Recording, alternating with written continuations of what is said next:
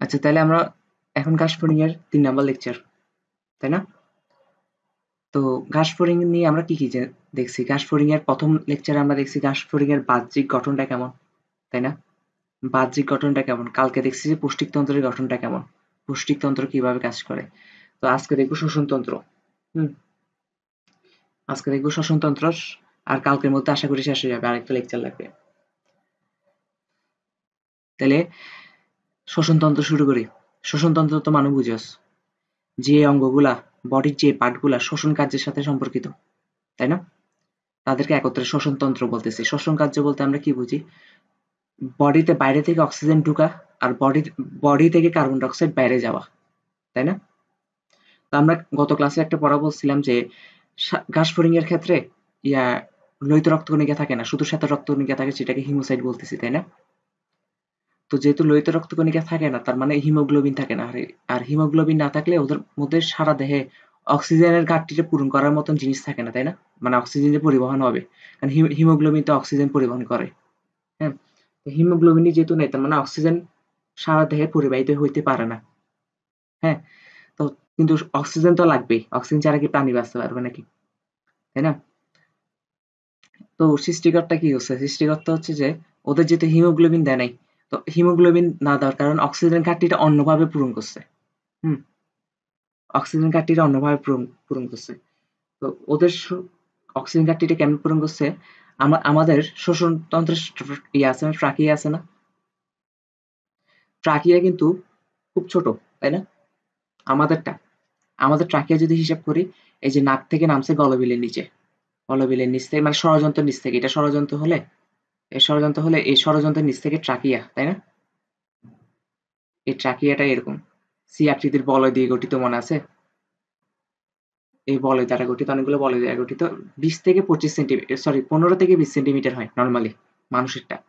হ্যাঁ, এই ট্রাকিয়াটা পরবর্তীতে ব্রঙ্কাসে বিভক্ত হয় না, ব্রঙ্কাস। তার ব্রঙ্কাস গুলো অনেকগুলো ব্রঙ্কিওলে বিভক্ত হয়ে তারপর ফুসফুস, এখানে একটা ফুসফুস থাকে, এখানে একটা ফুসফুস থাকে, তাই না? এটা হচ্ছে মানুষেরটা।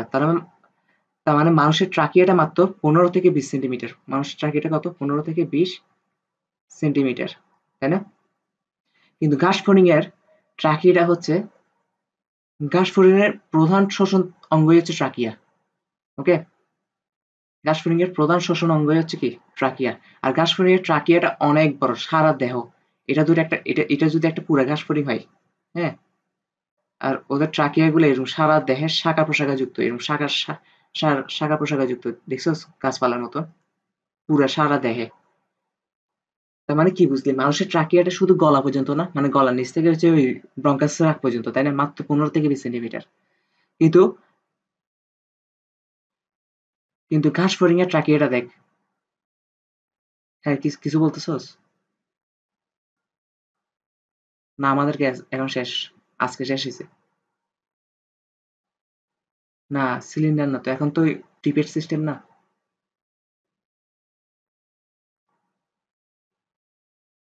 আমাদেরটা এমনি কাজ শেষ যে আজকে।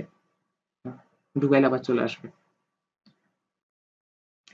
আচ্ছা, তাহলে দেখ, আমাদেরটা হচ্ছে মাত্র 15 থেকে 20 সেন্টিমিটার ট্রাকিয়া, তাই না? আর ওদের ট্রাকিয়াটা দেখ, এটা পুরাটা একটা ঘাসফড়িং, আর পুরা ঘাসফড়িং এর সারা দেহ জুড়ে ট্রাকিয়া আছে, শাখা প্রশাখা যুক্ত, তাই না? তার মানে কি, এই ট্রাকিয়া দিয়ে ওদের সারা দেহে অক্সিজেন সরবরাহ হচ্ছে। কেমনে কেমনে হচ্ছে আমরা বলবো। হ্যাঁ, তবে কমন সেন্সের ব্যাপার, শ্বসনতন্ত্র সবকিছু আমি বলি, রুই মাছ বল, ঘাসফড়িং বল, মানুষ বল, হ্যাঁ, রক্ত সংবহন তন্ত্র, শ্বসন তন্ত্র সবকিছু কিন্তু অনেকটা কাছাকাছি, তাই না? বেসিক জিনিসটা তো কাছাকাছি, জাস্ট ওদের স্ট্রাকচারটা ভিন্ন হয়। বেসিক জিনিসটা কি? ওরা অক্সিজেন গ্রহণ করবে, কার্বন ডাই অক্সাইড ছাড়বে। এখন কিভাবে ছাড়বে? ওইভাবে। হ্যাঁ, গ্যাস বিনিময় হয়। হ্যাঁ, দেহকোষ কি করে? দেহকোষগুলো হচ্ছে অক্সিজেনকে ইউজ করে খাদ্যবস্তু জারিত করে কার্বন ডাই অক্সাইড উৎপন্ন করে, তাই না? এই কার্বন ডাই অক্সাইড হচ্ছে যে ফুসফুসের মাধ্যমে আবার বাইরে চলে যায়। আবার ফুসফুস থেকে আবার অক্সিজেন ভিতরে আসে। ভিতরে এসে হচ্ছে দেহকোষের সাথে অক্সিজেন আর কার্বন ডাই অক্সাইডের গ্যাসটা বিনিময় করে। মানে দেহকোষের ভিতরে অক্সিজেন সাপ্লাই করে, আর দেহকোষগুলা কার্বন ডাই অক্সাইড ফুসফুসে সাপ্লাই করে। তারপর বের হয়ে যায়, তাই না? এটা তো বেসিক। তাহলে ওরা যদি ফুসফুস থেকে ফুসফুস বলতেছে, বায়ুমণ্ডল থেকে অক্সিজেন গ্রহণ করে, এই অক্সিজেন গ্রহণ করে এইটা তো ট্রাকিয়া দিয়ে সারা দিয়ে যাবে, তাই না? সারা দেহে যাবে। এই ট্রাকিয়া দিয়ে সারা দেহে যাবে। আবার কিছু একটা জিনিস থাকবে, এগুলো আমরা পরে পড়বো। কিছু একটা জিনিস থাকবে যেখান থেকে দেহকোষ থেকে উৎপন্ন কার্বন ডাই অক্সাইড গুলা পুনরায় আবার ট্রাকিয়াতে ঢুকবে, ট্রাকিয়াতে ঢুকে আবার ট্রাকিয়া দিয়ে এখান থেকে বের হয়ে যাবে, তাই না? এটা হচ্ছে বেসিক কনসেপ্ট পড়াইছে, এখন হচ্ছে ডিটেলস পড়বো। বেসিকটা বুঝাতে পারছি কিনা বল? হ্যাঁ, তো জোর নাই কেন? দাঁড়া আমি একটু দরজাটা খুলে দিয়ে আসি। আচ্ছা, তাহলে কি কি বলছি বলতো? অক্সিজেন ঢুকে ট্রাকিয়া দিয়ে সারা দেহে পরিবাহিত হয়, তাই না? আবার হচ্ছে দেহকোষ থেকে যে কার্বন ডাইঅক্সাইড গুলো উৎপন্ন হচ্ছে সেগুলো ট্রাকিয়ার মাধ্যমে গিয়ে আবার ট্রাকিয়া দিয়ে বের হয়ে যায়, তাই না? এটা হচ্ছে বেসিক। তো বেসিক এখন হচ্ছে ডিটেলসে পড়বো। তো ঘাস ফড়িং এর শ্বসন তন্ত্রটা হচ্ছে 4টা জিনিস দিয়ে গঠিত। কয়টা জিনিস দিয়ে গঠিত? আচ্ছা, এটা বলার আগে হচ্ছে যে ঘাস ফড়িং এর শ্বসন তন্ত্রকে ট্রাকিয়াল তন্ত্র বলা হয়। কি বলা হয়? ট্রাকিয়াল তন্ত্র। কেন বলা হয় আশা করি বুঝছস। কারণ পুরা কাজটা কে করতেছে? ট্রাকিয়া করতেছে। ট্রাকিয়াল তন্ত্র বলা হয়। হ্যাঁ? এটা কিন্তু মেডিকেলের জন্য অনেক ইম্পর্টেন্ট। ইয়ার জন্য, এইচএসসির জন্য। ঘাস ফড়িং এর শ্বসন তন্ত্রকে আরেক নামে ডাকা হয়। সেটা কি? ট্রাকিয়াল তন্ত্র। হ্যাঁ? কারণ কেন আবার এটা খতেও আসতে পারে। অনুধাবনমূলক প্রশ্নে কেন ট্রাকিয়াল তন্ত্র বলা হয়? আশা করি যেতে পারবি। কারণ মেইন কাজটা কে করতেছে? ট্রাকিয়া করতেছে। সারা দেহে ট্রাকিয়া হচ্ছে যে বায়ুমণ্ডল থেকে অক্সিজেনটা সারা দেহে পরিবাহিত করতেছে। আবার ট্রাকিয়া দিয়ে হচ্ছে যে দেহকোষ থেকে যে কার্বন ডাই অক্সাইড উৎপন্ন হচ্ছে, কার্বন ডাই অক্সাইড গুলো ট্রাকিয়া দিয়ে আবার বায়ুমণ্ডলে বের হয়ে যাচ্ছে। হুম? আর এখন ট্রাকিয়াল তন্ত্র বা শ্বসন তন্ত্র এটা 4টা জিনিস দিয়ে গঠিত। কয়টা জিনিস দিয়ে গঠিত? একটা হচ্ছে শ্বাসতন্ত্র বা স্পাইরাকল, আশা করি শুনছস জিনিসটা। হুম, তারপর হচ্ছে শ্বাসনালী বা ট্রাকিয়া, তারপর হচ্ছে ট্রাকিয়াল কোষ বা প্রান্তীয় কোষ, তারপর হচ্ছে বায়ুথলি বা ট্রাকিউল। এগুলো আমরা সব ডিটেলসে পড়বো। হ্যাঁ, প্রথম কথা হচ্ছে শ্বাসতন্ত্র বা স্পাইরাকল জিনিসটা কিন্তু আগেও পরিচিত, তাই না? আমরা কি বলছিলাম? বক্ষ অঞ্চলে হচ্ছে যে 2 জোড়া শ্বাসতন্ত্র থাকে বা স্পাইরাকল থাকে, আর উদর অঞ্চলে হচ্ছে 8 জোড়া থাকে। তো টোটাল কয় জোড়া থাকে? 10 জোড়া। 10 জোড়া পড়ছিলাম না? এই যে 10 জোড়া। তাহলে এটা হচ্ছে প্রথম এমসিকিউর জন্য আসবে। ডিম্বাকার শ্বাসতন্ত্র বিদ্যমান। 2 জোড়া বক্ষীয় অঞ্চলে থাকে, 2 জোড়া কোথায় থাকে? বক্ষীয় অঞ্চলে থাকে, 8 জোড়া কোথায় থাকে? উদরীয় অঞ্চলে থাকে। এগুলো এমসিকিউর জন্য কিন্তু ইম্পর্টেন্ট। তারপর হচ্ছে এগুলো হচ্ছে পেরিট্রিম নামক কাইটিন নির্মিত বেড় দিয়ে পরিবেষ্টিত থাকে। আচ্ছা, এটা চিত্র না দেখালে বুঝবি না। এটা হচ্ছে একটা শ্বাসতন্ত্রের চিত্র, তাই না? রন্ধ্র মানে কি? রন্ধ্র মানে ছিদ্র না? রন্ধ্র মানে কি? রন্ধ্র মানে রন্ধ্র মানে ছিদ্র। তাহলে এই যে ছিদ্র দেখতেছস? এটা হচ্ছে শ্বাসতন্ত্র বা স্পাইরাকল, যেগুলো হচ্ছে কি বক্ষীয় অঞ্চলে 2 জোড়া থাকে আর উদর অঞ্চলে 8 জোড়া থাকে। বুঝতে পারছি? টোটাল 10 জোড়া, মানে টোটাল 20টা। হুম, তো এই যে ওদের শ্বাসতন্ত্রগুলো দেখ, প্রাচীরটা এরকম একটা স্ট্রাকচার দিয়ে গঠিত, তাই না? এই যে স্ট্রাকচারটা দেখতেছস? তো এই স্ট্রাকচারটাকে বলতেছে পেরিট্রিম। এই স্ট্রাকচারটাকে বলতেছে পেরিট্রিম। বুঝতে পারছি? এই যে এগুলো পেরিট্রিন নামক কাইটিন নির্মিত। তার মানে কাইটিন মানে কি? একটা শক্ত পদার্থ না? বলছিলাম না? জটিল পলিস্যাকারাইড। জটিল পলিস্যাকারাইড। তো এটা একটা শক্ত পদার্থ। তার মানে এটা চিত্রটা দেখেই তো বোঝা যাচ্ছে এটা একটা শক্ত পদার্থ দ্বারা আবৃত রন্ধ্রটা, তাই না? তাহলে এটাকে বলতেছে পেরিট্রিম। তারপর হচ্ছে কি পেরিট্রিন নামক কাইটিন নির্মিত বেদ দিয়ে আবৃত। তার মানে এই পেরিট্রিম ওয়ার্ডটাও ইম্পর্টেন্ট এমসিকিউর জন্য। হুম, তো প্রশ্ন আসতে পারে শ্বাসতন্ত্রের ইয়াটা কি? মানে শ্বাসতন্ত্রকে চারপাশে ঘিরে যে বেলটা থাকে এটার নাম কি? পেরিট্রিম। হুম, তারপর হচ্ছে পেশি নিয়ন্ত্রিত কপাটিকার সাহায্যে রন্ধ্রগুলো খোলা বন্ধ হয়। ওকে, তারপর দেখ, আর এই যে ইয়ার মতন অংশ দেখতেছস? এই যে একটা অংশ, এই যে এরকম, এই অংশটা আবার কাটা কাটা কাটা কাটা দ্বারা কি আসে আবার দেখি। আচ্ছা, তাহলে এরকম একটা স্ট্রাকচার দেখা যাচ্ছে, এটা কাটাযুক্ত। কাটাযুক্ত না? তো এটাকে বলা হচ্ছে ডাস্ট ফিল্টার। এটাকে কি বলা হয়? হুম, লোম আছে, এই কাটা কাটাগুলো লোমের মতন বোঝা যাচ্ছে, তাই না? তা আমাদের নাকের লোম কি করে? আমাদের নাকের লোম হচ্ছে যে আমরা যে বাতাস থেকে অক্সিজেন গ্রহণ করতেছি, বাতাসের মধ্যে যে ধুলাবালিগুলো আছে এগুলো নাকের লোমে আটকে যাচ্ছে। তো এটাও সেম কাজ করে ডাস্ট ফিল্টারটা, তাই না? ঘাস ফড়িং এরও তো কিছু একটা থাকতে হবে ধুলাবালিগুলো আটকে দেওয়ার জন্য। তো এই ডাস্ট ফিল্টারকে কি বলা হচ্ছে? শাসন যন্ত্র বলা হয়। এই ডাস্ট ফিল্টারকে আরেক নামে কি ডাকা হয়? কারণ কি ছাকতেছে? ধুলাবালি ছাকতেছে, শাসন যন্ত্র বলা হচ্ছে। হ্যাঁ, তারপর হচ্ছে যে বক্ষীয় অঞ্চলে যে শ্বাসতন্ত্রগুলো পাওয়া যায় 2 জোড়া, মানে 4টা। দুইটা দুই পাশে করে করে। তো বক্ষীয় অঞ্চলে যে শ্বাসরন্ধ্রগুলো পাওয়া যায় ওই শ্বাসরন্ধ্রগুলো হচ্ছে যে ডাইরেক্ট এই শ্বাসরন্ধ্র, এটা হচ্ছে শ্বাসরন্ধ্র তাই না, এই চিত্রটা, এই শ্বাসরন্ধ্রের পরপরই ট্রাকিয়া অবস্থিত বক্ষীয় অঞ্চলের গুলা। হুম। কিন্তু উদর অঞ্চলে যে ইয়াটা পাওয়া যাচ্ছে, শ্বাসরন্ধ্র পাওয়া যাচ্ছে, 8 জোড়া শ্বাসরন্ধ্র পাওয়া যাচ্ছে উদর অঞ্চলের, ওদের শ্বাসরন্ধ্র কিন্তু সরাসরি ট্রাকিয়ার সাথে যুক্ত না। এখানে একটা প্রকোষ্ঠ দেখতেছোস, এই যে প্রকোষ্ঠ, আগে একটা প্রকোষ্ঠ আছে, এই প্রকোষ্ঠটাকে বলা হয় অ্যাট্রিয়াম। এই প্রকোষ্ঠটাকে কি বলা হচ্ছে? অ্যাট্রিয়াম। এই অ্যাট্রিয়াম প্রকোষ্ঠের পর হচ্ছে যে কি ট্রাকিয়া, উদর অঞ্চলে যে শ্বাসরন্ধ্র গুলো আছে 8 জোড়া। হুম। এই যে এরপর দেখ ট্রাকিয়া, দেখছস ট্রাকিয়া, এই যে ট্রাকিয়া। তাহলে আগে তার মানে মেইন থিমটা কি, উদর অঞ্চলে যে শ্বাসরন্ধ্র পাওয়া যায় 8 জোড়া, ওই শ্বাসরন্ধ্রের পরপরই ট্রাকিয়া অবস্থিত না, আগে একটা অ্যাট্রিয়াম অবস্থিত, এই অ্যাট্রিয়ামের পর হচ্ছে যে ট্রাকিয়া অবস্থিত তাই না। আর বক্ষীয় অঞ্চলে যে শ্বাসরন্ধ্রগুলো পাওয়া যায় ওই শ্বাসরন্ধ্রের পরপরই হচ্ছে ট্রাকিয়া অবস্থিত, ওই শ্বাসরন্ধ্রগুলোতে।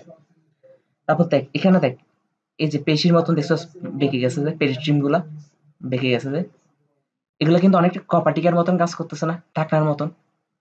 কারণ বাতাস বাতাস এদিক থেকে এদিকে যেতে গেলে এদিকে বাধা প্রাপ্ত হবে তাই না, ঢাকনার মতন কাজ করতেছে না। পেশি বলা এই ঢাকনাগুলাকে বলা হচ্ছে কপাটিকা, এগুলাকে কি বলা হচ্ছে, এগুলাকে বলা হচ্ছে কপাটিকা। আশা করি পারা যাবে নাকি। আচ্ছা এটাও লিখে দিই কপাটিকা, এটা কোন কালার দিয়ে লিখবো, নীল কালার দিয়ে লিখি। এই যে এটা হচ্ছে কি কপাটিকা,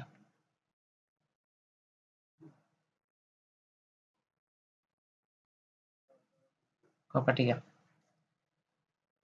তো এটাই তো বলছে পেশি নিয়ন্ত্রিত, দেখছো পেশি নিয়ন্ত্রিত যে, কপাটিকা কিন্তু আলাদা কোনো ঢাকনা না, ওই পেশিগুলো বেঁকে কপাটিকা তৈরি করছে তাই না। তো পেশি নিয়ন্ত্রিত কপাটিকার সাহায্যে রন্ধ্রগুলো খোলা বন্ধ হয় আর কি, এটা তো কমন সেন্স। হ্যাঁ। তার মানে শ্বাসরন্ধ্র বা স্পাইরাকল শেষ, শ্বাস শ্বসনতন্ত্র 4টা জিনিস দিয়ে গঠিত, প্রথম শুরুটা হচ্ছে শ্বাসরন্ধ্র দিয়ে তাই না, বা স্পাইরাকল বলতেছে। এটাও কিন্তু অনেক ইম্পর্টেন্ট এমসিকিউর জন্য, যে স্পাইরাকল কাকে বলে, শ্বাসরন্ধ্রকে, শ্বাসফড়িংয়ের শ্বাসরন্ধ্রকে হচ্ছে স্পাইরাকল বলে। হুম। তো এখন হচ্ছে শ্বাসনালী বা ট্রাকিয়া, এর পরের অংশটা শ্বাসনালী বা ট্রাকিয়া আছে, যেটা কমন সেন্স থেকে বলা যাচ্ছে তাই না, এই যে পরের অংশটা তো ট্রাকিয়া দিয়ে শুরু হচ্ছে তাই না।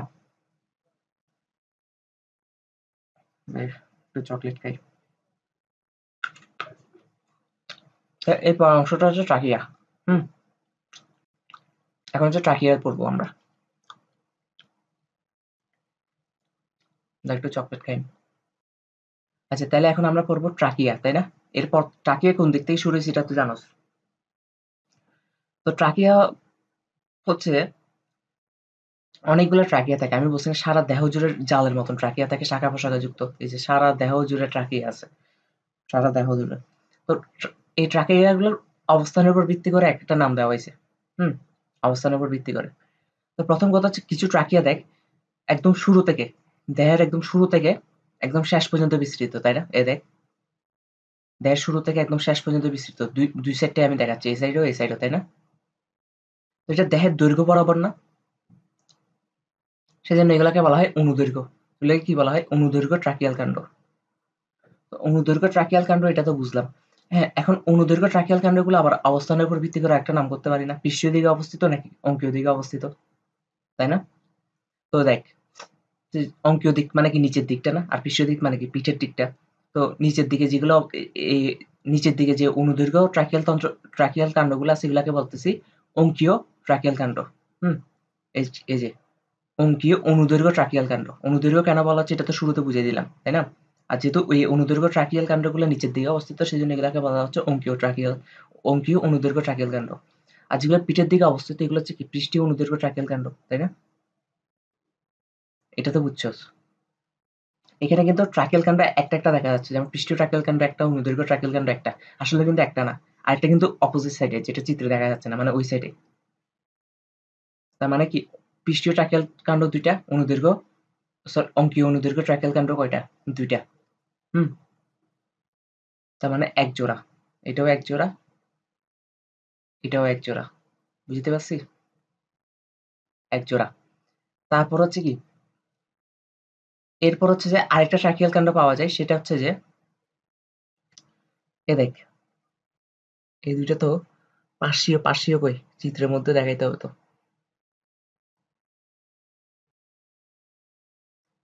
পার্শ্বীয় একটা ট্রাকিয়াল কাণ্ড থাকার কথা, এগুলো তো স্পাইরাকল, ঠিক আছে। এই যে পার্শ্বীয় দেখছস,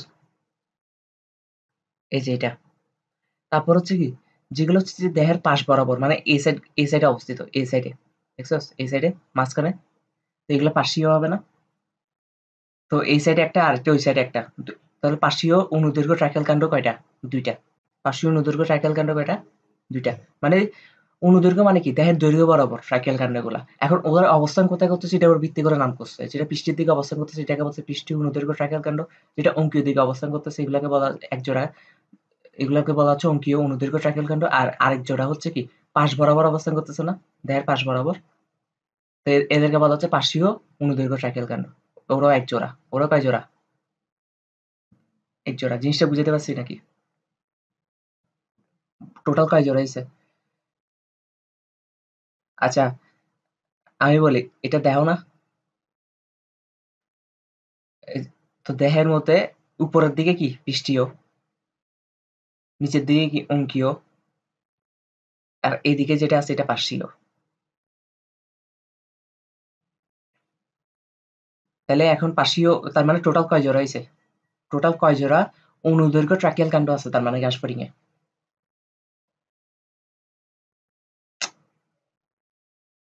৩ জোড়া। একটা পৃষ্ঠীয় দিকে এই সাইডে একটা ওই সাইডে একটা, যেটা দেখা যাচ্ছে না। অঙ্কীয় দিকে এই সাইডে একটা ওই সাইডে একটা, যেটা দেখা যাচ্ছে না। আর একটা পার্শ্বীয় দিকে। আর অনুদৈর্ঘ্য ট্রাকিয়াল কাণ্ড কেন বলা হচ্ছে? অনুদৈর্ঘ্য ট্রাকিয়াল কাণ্ড কেন বলা হচ্ছে? দৈর্ঘ্য বরাবর বৃদ্ধি পাচ্ছে সেজন্য। এগুলো দৈর্ঘ্য বরাবর না দেহের? বুঝতে পারছি? তারপর হচ্ছে কি, এবার এই পার্শ্বীয় ট্রাকিয়াল কাণ্ডগুলা দেখ। এটাকে আমরা পার্শ্বীয় বলতেছি, তাই না? এটাকে আমরা পার্শ্বীয় অনুদৈর্ঘ্য ট্রাকিয়াল কাণ্ড বলতেছি। এই পার্শ্বীয় অনুদৈর্ঘ্য ট্রাকিয়াল কাণ্ডগুলা আবার পৃষ্ঠীয় অনুদৈর্ঘ্য ট্রাকিয়াল কাণ্ডের সাথে যুক্ত, এ দেখ। আবার অঙ্কীয় অনুদৈর্ঘ্য ট্রাকিয়াল কাণ্ডের সাথে যুক্ত, তাই না? এই পার্শ্বীয় ট্রাকিয়াল কাণ্ডগুলা, পার্শ্বীয় ট্রাকিয়াল কাণ্ডগুলা, মানে এরা দুইজনের সাথে যুক্ত। পৃষ্ঠীয় ট্রাকিয়াল কাণ্ডগুলোর সাথে যুক্ত, অঙ্কীয় ট্রাকিয়াল কাণ্ডগুলোর সাথে যুক্ত। তো এই যুক্ত হওয়ার সময় এরা প্রস্থ বরাবর যুক্ত না? এই যে এটা প্রস্থ বরাবর না, কারণ দৈর্ঘ্য যদি এটা হয়, এটা প্রস্থ না? এই যে জোড়া লাগার অংশগুলাকে, এই জোড়া লাগার অংশগুলাকে বলা হচ্ছে অনুপ্রস্থ ট্রাকিয়াল কাণ্ড। অনুপ্রস্থ, এই যে এগুলো অনুপ্রস্থ না? প্রস্থ বরাবর না? এই জোড়া লাগছে যে প্রস্থ বরাবর না? এগুলাকে বলা হচ্ছে অনুপ্রস্থ ট্রাকিয়াল কাণ্ড। বুঝতে পারছি? অনুপ্রস্থ ট্রাকিয়াল কাণ্ড আবার অনেকগুলা, এটা তো দেখাই যাচ্ছে অনেকগুলা। কারণ দেখ, এই যে ১, ২, ৩, ৪, ৫ এরকম হাজার হাজার আছে না? তো এরকম আরকি। তার মানে অনুপ্রস্থ ট্রাকিয়াল কাণ্ড বুঝাইতে পারছি? তারপর এর মধ্যে কিছু, তার মানে আচ্ছা, একটু পরে আসতেছে এখানে। তার মানে আমরা ট্রাকিয়া জিনিসটা বুঝাইতে পারছি কিনা বল? এই ট্রাকিয়া জিনিসটা বুঝাবার পরে এবার হচ্ছে বায়ু, ট্রাকিয়া নিয়ে কি লিখছে একটু পড়তে হবে আমাদের, তাই না? তো প্রতিটি শ্বাসরন্ধ্র অ্যাট্রিয়াম নামক ক্ষুদ্র প্রকোষ্ঠে উন্মুক্ত হয়। একটু আগে দেখাইছি। প্রতিটি শ্বাসরন্ধ্র অ্যাট্রিয়াম নামক ক্ষুদ্র প্রকোষ্ঠে উন্মুক্ত হয়েছে। ওই অ্যাট্রিয়াম থেকে এর পরবর্তী অংশটা হচ্ছে ট্রাকিয়া, তাই না? এরপর হচ্ছে অ্যাট্রিয়াম থেকে শুরু হয়েছে ট্রাকিয়া। এদের ট্রাকিয়ার হচ্ছে প্রাচীর ৩ স্তর বিশিষ্ট। কয় স্তর বিশিষ্ট? এমসিকিউর জন্য মোস্ট ইম্পোর্টেন্ট। মোস্ট ইম্পোর্টেন্ট, ৩ স্তর বিশিষ্ট। শ্বাসফড়িং এর ট্রাকিয়া কয় স্তর বিশিষ্ট? ৩ স্তর বিশিষ্ট। তার মধ্যে উপরের স্তরটাকে ওই এপিডার্মিস তো বলা হবে, তাই না? এপি মানে কি বাইরের, আর ডার্মি মানে কি ডার্মাস, মানে ডার্মিস শব্দটা ডার্মাস থেকে আসছে, মানে আবরণ থেকে। তার মানে বাইরের আবরণটাকে এপিডার্মিস বলতেছি, তাই না? এটা হচ্ছে কি ভিত্তিঝিল্লি, এটাই তো ভিত্তিঝিল্লি। তারপর হচ্ছে এপিথেলিয়াম। হুম। এরপর হচ্ছে দ্বিতীয় স্তরটার নাম কি? এপিথেলিয়াম। হ্যালো? দ্বিতীয় স্তরটার নাম কি? এপিথেলিয়াম। এবং কিউটিকল নির্মিত ইন্টিমা। একদম ভিতরের স্তরটা কোনটা? ইন্টিমা বলতেছি। একদম ভিতরের স্তরটাকে কি বলতেছি? কি বলতেছি? ইন্টিমা। আর ইন্টিমাটা কি, কি নির্মিত? কিউটিকল নির্মিত। তার মানে কি শক্ত হবে না? ইন্টিমাটা ভিতরের স্তরটা অনেক শক্ত। হুম।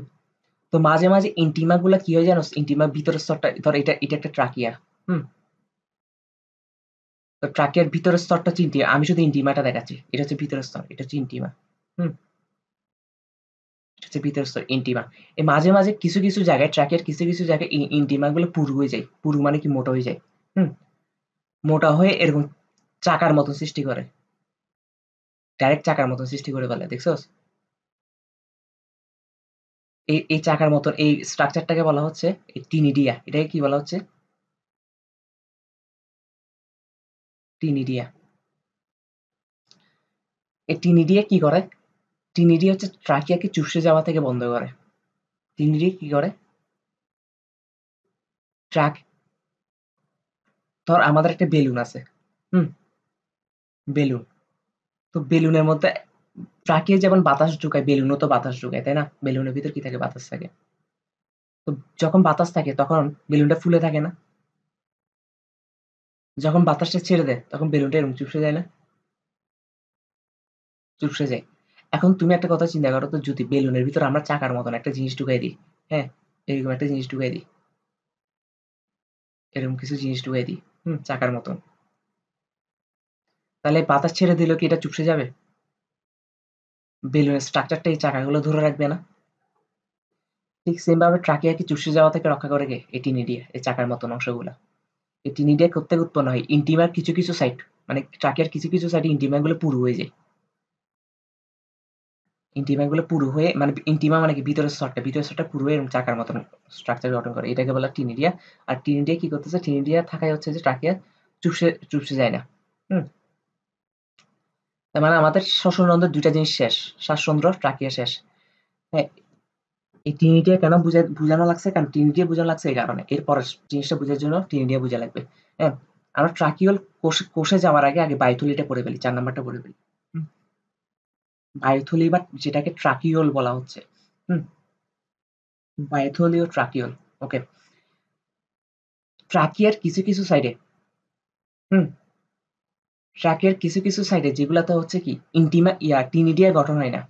কি গঠন হয় না? টিনিডিয়া গঠন হয় না বা ইন্টিমাও থাকে না। কি থাকে না? ইন্টিমা থাকে না।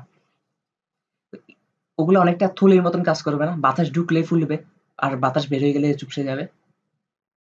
ওই ওইটাকে বলতেছে বায়ুথলি।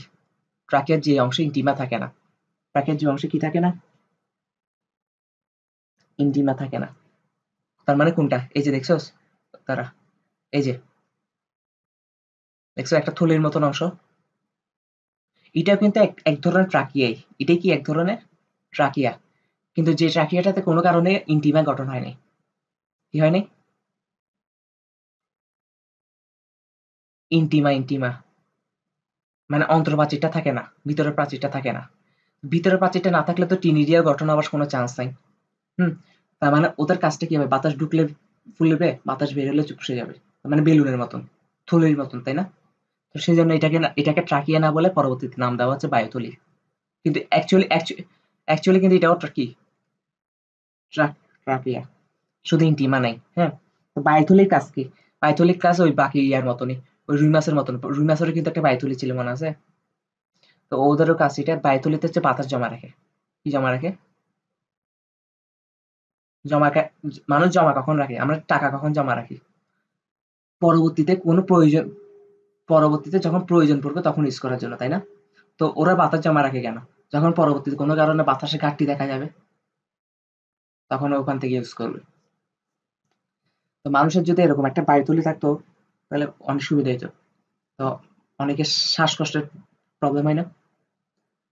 তো শ্বাসকষ্টের প্রবলেমটা হইতো না, কারণ ওখানে তো আমাদের যে একশো একটা বায়ুথলি থাকতো, ওখানে বাতাস জমা থাকতো, ওগুলো ইউজ করতে পারতো। হুম বুঝতে পারছি। আর যেহেতু ট্রাকি হচ্ছে 3 স্তর বিশিষ্ট, তাই না? তো এখানে বায়ুথলিতে ট্রাকিয়ার একটা স্তরই নেই, ইন্টিমা, যেটা শক্ত স্তর, তাই না? ইন্টিমা বা ভিতরের প্রাচীরটাই তো সবথেকে শক্ত স্তর, কারণ এটা কিউটিকল নির্মিত। যেহেতু বায়ুথলিতে ইন্টিমাটাই নেই, তার মানে কি এটা পাতলা প্রাচীর বিশিষ্ট বলতে পারি না? পাতলা প্রাচীর বিশিষ্ট।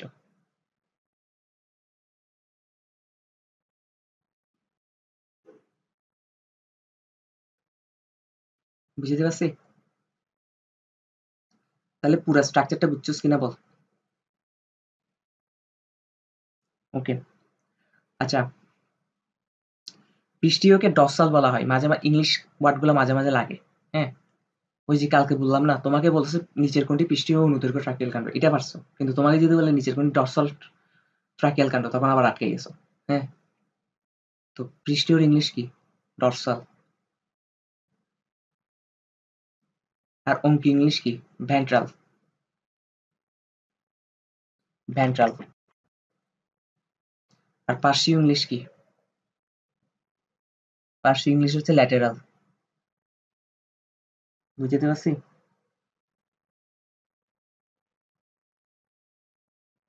তাহলে এই গেল মানে স্ট্রাকচার, কিভাবে কি করে।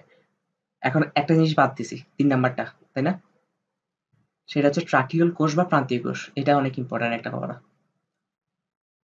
ট্রাকিউল কোষ বা প্রান্তীয় কোষ, এটার জন্য চিত্র আছে। দেখ, কিছু কিছু ট্রাকিয়াগুলো শাখা প্রশাখায় বিভক্ত হয়ে যায় না, বলছি না? তো কিছু কিছু ট্রাকিয়া আছে যে ট্রাকিয়াগুলা এই শাখা প্রশাখায় বিভক্ত হয়ে এদিকে স্টপ হয়ে গেছে, এদিকে স্টপ হয়ে গেছে, আর বিভক্ত আর বড় হয়নি। এটা ট্রাকিয়া, তো এই ট্রাকিয়াটা শুরু হয়ে শাখায় ভাগ হয়েছে, এই শাখায় ভাগ হওয়ার পর পরবর্তীতে আর বড় হয় নাই আর কি, এদিকে স্টপ হয়ে গেছে। তো এদিকে যখন স্টপ হয়ে গেছে, তখন ওকে ঘিরে একটা তারকাকার, দেখছো, তারকাকার একটা স্ট্রাকচার গঠন হয়। তারকাকার না এটা? এই তারকাকার স্ট্রাকচার গঠন যেটা হচ্ছে, এটাকে আমরা বলতেছি ট্রাকিয়াল কোষ। এটাকে আমরা কি বলতেছি? এখান থেকে একটা খুব ইন্টারেস্টিং একটা প্রশ্ন আসে, আমি বলবো।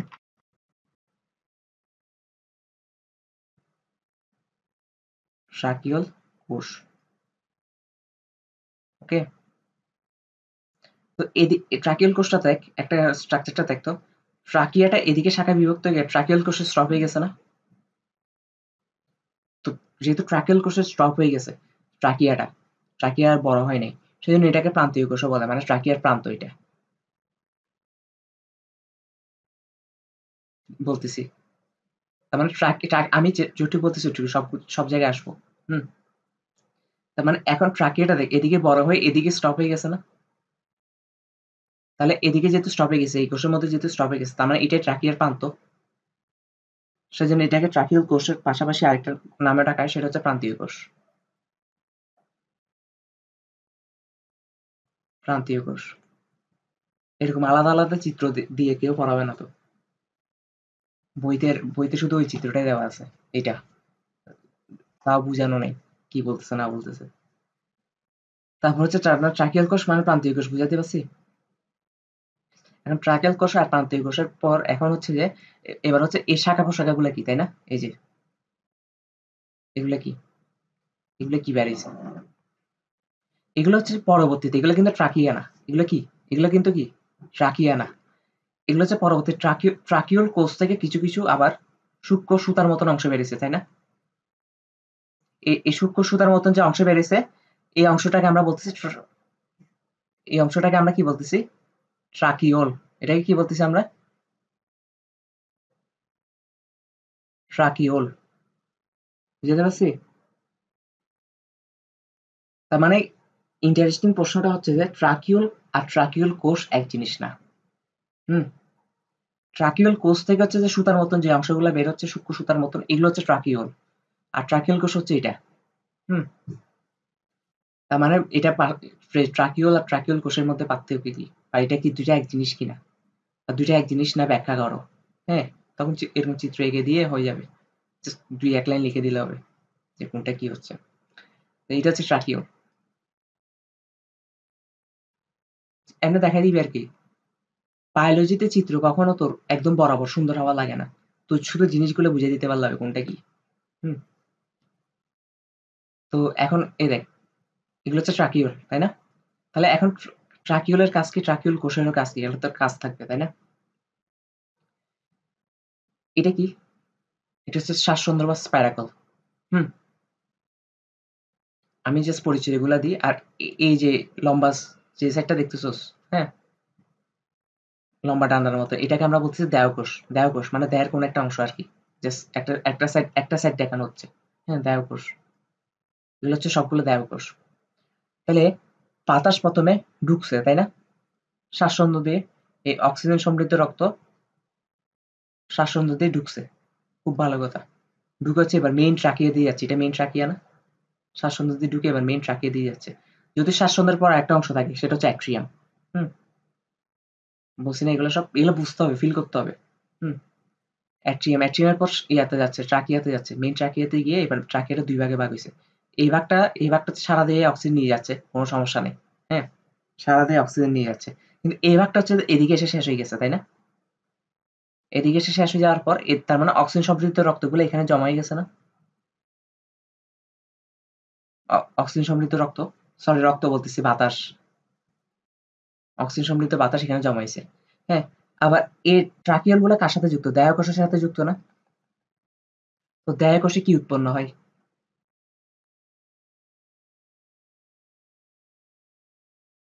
দেহকোষে কি উৎপন্ন হয়? খাদ্যবস্তু জারিত হয়ে কি উৎপন্ন হয়?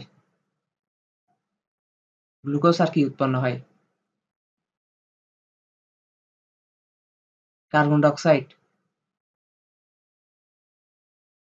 কার্বন ডাই অক্সাইড উৎপন্ন হইছে। এই কার্বন ডাই অক্সাইড গুলো এবার ইয়া দিয়ে কি দিয়ে বলে? ট্রাকিউল দিয়ে এদিকে চলে আসে। দেখছস আসতেছে যে? কারণ কার্বন ডাই অক্সাইড তো দেহে থাকা যাবে না। জিনিসটা তোর বুঝতে হবে। কার্বন ডাই অক্সাইড হচ্ছে যে উৎপন্ন হয়। কেন উৎপন্ন হয়? এই যে অক্সিজেনটা পাচ্ছে না? অক্সিজেনটা আল্টিমেটলি দেহকোষে তো যাবে, তাই না? কিভাবে যাবে দেখাচ্ছি। হুম। অক্সিজেনটা দেহকোষে যাবে। দেহকোষে যাওয়ার পর এই দেহকোষগুলো কি করবে? এই অক্সিজেনকে ইউজ করে খাদ্যবস্তু জারিত করে কার্বন ডাই অক্সাইড উৎপন্ন করবে। হ্যাঁ? তার মানে আমরা কিন্তু ইউজ করতেছি অক্সিজেন। অক্সিজেনকে ইউজ করতেছি যে, তাই না? সেজন্য অক্সিজেন আমাদের ভিতরে থাকা লাগবে। অক্সিজেন ঘাটতি হলে সমস্যা। কিন্তু এই অক্সিজেনকে ইউজ করে উৎপন্ন হচ্ছে কার্বন ডাই অক্সাইড। উৎপন্ন বস্তু তো আমাদের রাখার দরকার নাই, আছে? কার্বন ডাই অক্সাইডটি উৎপন্ন হচ্ছে, এটা বের করে দিতে হবে। এটা শুধু গাছফড়িং না, সবার সিস্টেমই সেম। বলছি না, মানুষেরও same system. Ultimately carbon die oxide আর অক্সিজেনের বিনিময় ঘটে, আদান-প্রদান ঘটে। কার্বন ডাই অক্সাইডটা আবার বের হয়ে যায়, অক্সিজেনটা দেহকোষে আসে। ঠিক সেম এখানে যেভাবে আসবে। হ্যাঁ? এখানে যে ট্রাকিয়াল কোষ আছে না? ট্রাকিয়াল কোষটা হচ্ছে মানুষের ফুসফুসের মতন কাজ করতেছে। হুম? কিভাবে কিভাবে দেখ, এবার কার্বন ডাই অক্সাইডে এবার দেখ, এবার ট্রাকিউল কোষের চারপাশে কার্বন ডাই অক্সাইডও চলে আসে না? কার্বন ডাই অক্সাইডও চলে আসে না? এখন কার্বন ডাই অক্সাইড গুলা ট্রাকিউল কোষের ভিতর ঢুকে যায়, আর অক্সিজেন গুলা ট্রাকিউলে ঢুকে যায়। অক্সিজেন গুলা কোথায় চলে যায়? ট্রাকিউলে চলে যায়। তো ট্রাকিউলে চলে গেলে এবার অক্সিজেন গুলো এবার দেহকোষে চলে আসে। দেখছস? অক্সিজেন গুলো দেহকোষে চলে আসে। লাল, লাল হয়ে গেছে। হ্যাঁ? আর কার্বন ডাই অক্সাইড কি হবে? এবার কার্বন ডাই অক্সাইড গুলো ট্রাকিউল কোষে চলে আসছে না? এবার কার্বন ডাই অক্সাইড গুলো এখান দিয়ে বের হয়ে যাবে। এই যে বের হয়ে গেছে। বাতাসে চলে আসে। বুঝতে পারছি? বুঝছস কিনা বল? তার মানে ট্রাকিউল কোষের কাজ কি বুঝছস? ট্রাকিউল কোষ হচ্ছে যে কার্বন ডাই অক্সাইড আর অক্সিজেন গ্যাস বিনিময় করে। হুম? কার্বন ডাই অক্সাইড ইয়াতে চলে আসে, ট্রাকিউল কোষে চলে আসে, আর অক্সিজেন গুলো ট্রাকিউল কোষ থেকে ট্রাকিউলে চলে গিয়ে দেহকোষে চলে যায়। এভাবে বিনিময়টা ঘটায়, এবার হচ্ছে যে বেরিয়ে যায়। ঠিক সেম ভাবে মানুষের ক্ষেত্রে ফুসফুসে। মানুষের ক্ষেত্রে এই কাজটা কি করে?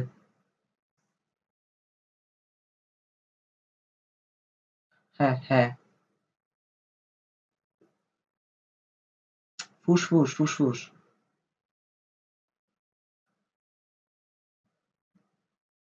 বাজি মানুষেরটা একটু দেখাই দিই। এগুলো অনেক ইম্পর্টেন্ট জিনিস। মানুষের এটা হচ্ছে ট্রাকিয়া, এগুলো ব্রঙ্কাস। হ্যাঁ, আমি জাস্ট ইয়াটা দেখাচ্ছি। ডিটেইলসে পড়াচ্ছি না। এটা ফুসফুস। ২ টা ফুসফুস। ১ম এ অক্সিজেন সমৃদ্ধ রক্ত। হুম?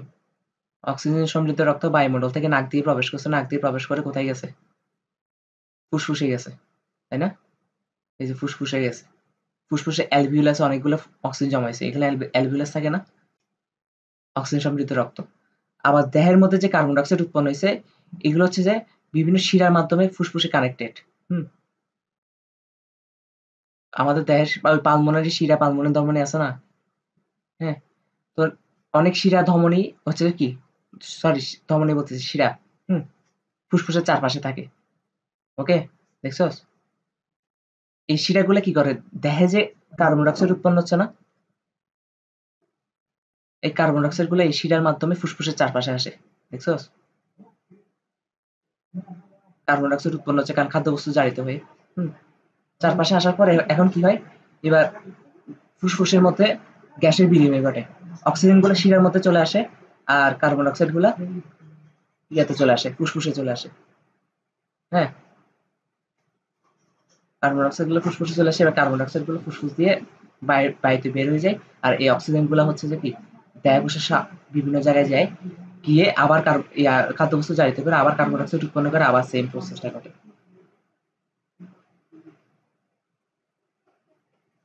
বুঝছো? বেসিক কনসেপ্ট নেওয়া যাবে না, সবারই কিন্তু সেম। মানে শোষণ তন্ত্র কিভাবে কাজ করে, আর রক্ত সম্বন্ধ কিভাবে কাজ করে, পুষ্টিক তন্ত্র কিভাবে কাজ করে, সবগুলো সেম। হুম, কাজের উদ্দেশ্যটা সেম, কিন্তু জাস্ট কেমনে কাজ করে ওটা জাস্ট একটু ভিন্ন। হ্যাঁ, এক একজনের যেমন এখানে ট্রাকিয়াল কোষ হচ্ছে ফুসফুসের মতন কাজ করতেছে, আমাদের ক্ষেত্রে ফুসফুস হচ্ছে যে মেইন কাজটা করতেছে, এরকম আর কি। হুম, তো ট্রাকিয়াল কোষকে সেজন্য ফুসফুসের সাথে তুলনা করা হয়, এটাও লিখে দেওয়া হচ্ছে। হ্যাঁ, সেজন্য ট্রাকিয়াল কোষ বা প্রান্তীয় কোষকে ফুসফুসের সাথে তুলনা করা হয়েছে,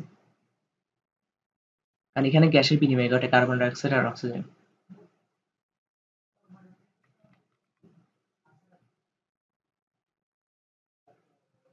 ফুসফুসের সাথে তুলনা করা হয়েছে। হুম, তারপর হচ্ছে কি, তারপর হচ্ছে শ্বাসরন্ধ্র। এবার কিভাবে কাজ করে, কিভাবে নিচ্ছে ও, হুম, মেকানিজমটা কি, এবার মেকানিজমটা পড়ব। তো আমরা কি জানি শ্বাসরন্ধ্র হচ্ছে যে টোটাল 10 জোড়া, তাই না? 2 জোড়া হচ্ছে বক্ষে থাকে আর 8 জোড়া হচ্ছে উদরে থাকে। তো প্রথম চার জোড়া তার মানে বক্ষের 2 জোড়া আর উদরের 2 জোড়া, তাই না? বক্ষের 2 জোড়া আর উদরের প্রথম 2 জোড়া মিলে প্রথম 4 জোড়া হচ্ছে প্রশ্বাসের কাজ করে, আর পরের যে 6 জোড়া আছে এই 6 জোড়া হচ্ছে নিঃশ্বাসের কাজ করে।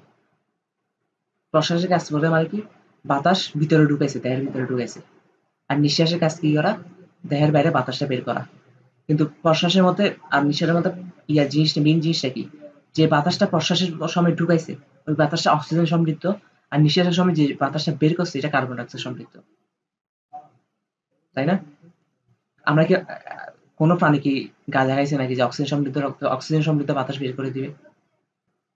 অক্সিজেনের ওদের দরকার না, আমাদের সবার অক্সিজেন দরকার বেঁচে থাকার জন্য। যেটা দরকার না কি কার্বন ডাইঅক্সাইড হচ্ছে যে উৎপাদ হিসেবে উৎপন্ন হচ্ছে। কেমিস্ট্রিতে পড়াইছি না, ইয়াতে অ্যাটম ইকোনমি, আমাদের কাঙ্ক্ষিত জিনিসটা আমরা রেখে দিব, গ্লুকোজ যেটা উৎপন্ন হচ্ছে এটা আমরা রেখে দিব, কিন্তু ভেজাল যেটা উৎপন্ন হচ্ছে এক্সট্রা জিনিস ওটা আমরা বের করে দিব, ওটা দরকার নেই। সেখানে এই হিসেবে কাজ করতেছে কি কার্বন ডাইঅক্সাইড। আচ্ছা, এখানে একটা জিনিস মিস গেছে, আচ্ছা সমস্যা নেই। তো টোটাল কিভাবে কাজ করে আমি একটু একটু লিখে দিচ্ছি কেমন। প্রথম হচ্ছে বায়ুমণ্ডল, প্রথম কি,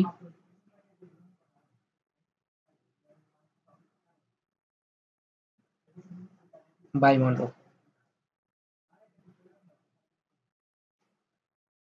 বায়ুমণ্ডল থেকে অক্সিজেন সমৃদ্ধ রক্ত,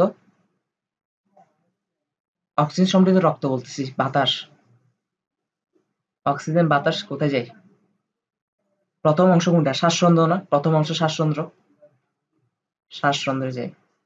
শ্বাসরন্ধ্রের পর কি আসে, অ্যাট্রিয়াম না, মনে নেই?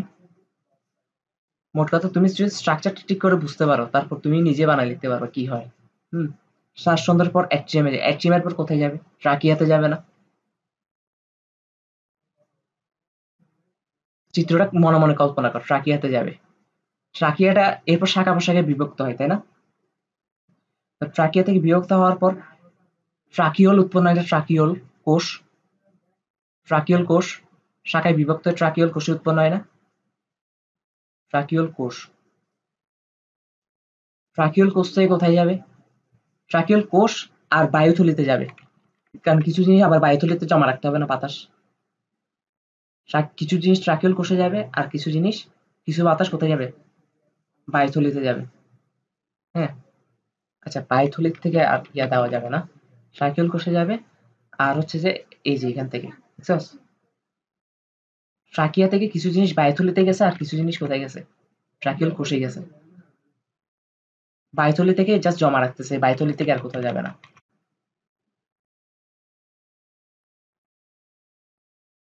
বায়ুথলি, ওকে। এবার ট্রাকিওল কোষ থেকে কোথায় যাবে, ট্রাকিওলে যাবে না, ট্রাকিওল ওই যে চিকন চিকন সুতার মতন, ট্রাকিওলে যাবে। আর ট্রাকিওল থেকে দেহকোষে যাবে, তাই না? শেষ। আর দেহকোষ সেই অক্সিজেনকে ইউজ করে কার্বন ডাইঅক্সাইড উৎপন্ন করবে, তাই না? দেখছো আমি খুব ইজিলি এগিয়ে ফেলতেছি। আমার কি দেখার দরকার হচ্ছে, কোনো কিছু দেখার দরকার হচ্ছে? Carbon dioxide. এবার কার্বন ডাইঅক্সাইডটা কোথায় যাবে? এবার উল্টা পথ দিয়েই যাবে। এটা যদি এভাবে আসে, এবার এটা এভাবে যাবে না, কারণ কার্বন ডাইঅক্সাইডটাকে তো বায়ুমণ্ডলে ছেড়ে দিতে হবে, তাই না? তো বায়ুমণ্ডল থেকে ঢুকার পথ হচ্ছে এটা, তো বের হওয়ার পথ এটা।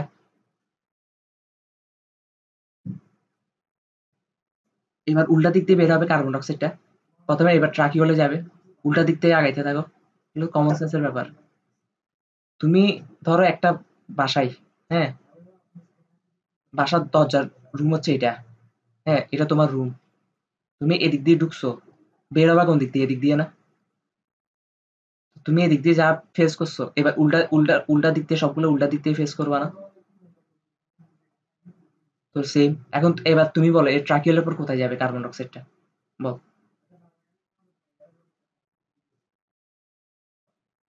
ট্রাকিওল কোষে।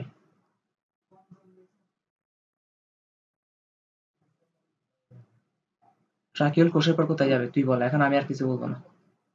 ট্রাকিয়া।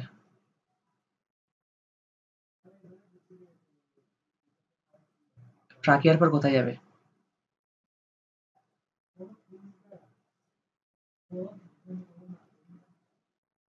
অ্যাট্রিয়াম। অ্যাট্রিয়ামের পর কোথায় যাবে?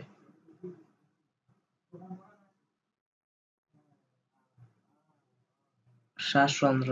তারপর কোথায় যাবে? কি অক্সিজেন উৎপন্ন হবে। তো কার্বন ডাইঅক্সাইড বের হয়ে যাবে না, বায়ুমণ্ডল বের হয়ে যাবে। এটা তো বায়ুমণ্ডল থেকে অক্সিজেন বাতাস নিছি, এখন বের করবো কার্বন ডাইঅক্সাইড বাতাস, অক্সিজেন উৎপন্ন হবে কেন? অক্সিজেন উৎপন্ন করে বের হলে আমাদের লাভটা কি হলো? শেষ। এটা হচ্ছে কি, শোষণ তন্ত্রে কিভাবে কাজ করে। হুম। তার মধ্যে এই যে অক্সিজেনটা তো ঢুকছে, এই ঢুকার ক্ষেত্রে কে কি হেল্প করছে, কোন কোন শ্বাসতন্ত্র হেল্প করছে? প্রথম 4 জোড়া, বক্ষের 2 জোড়া, আর উদরের 2 জোড়া।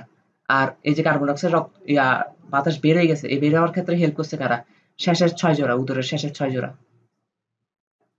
বুঝতে পারছি জিনিসটা?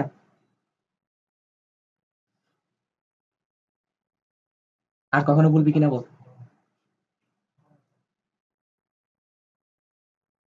তো মানুষেরটা কেন ভুলে যাচ্ছিস? আমি ইদানিং কেমন জানি মনে হচ্ছে তুই মন দেস না পড়ার সময়। হুম। প্রশ্নগুলো পারস না।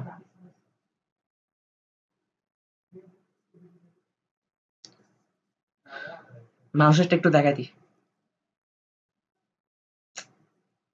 আমার ইনসিকিউর ফিল হয় তুই পারবি না, সেই জন্য।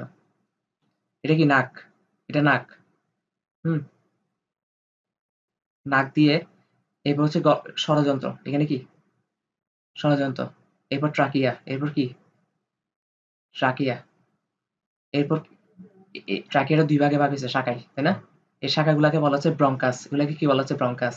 হ্যাঁ। এই ব্রঙ্কাস গুলো অনেকগুলো অ্যালভিওলাসে বিভক্ত। অনেকগুলো কি অ্যালভিওলাসে বিভক্ত। হুম। বুঝতে পারছি? এখানে কোটি কোটি লক্ষ লক্ষ, আমি জাস্ট কয়েকটা দেখাচ্ছি অ্যালভিওলাসে বিভক্ত। হ্যাঁ।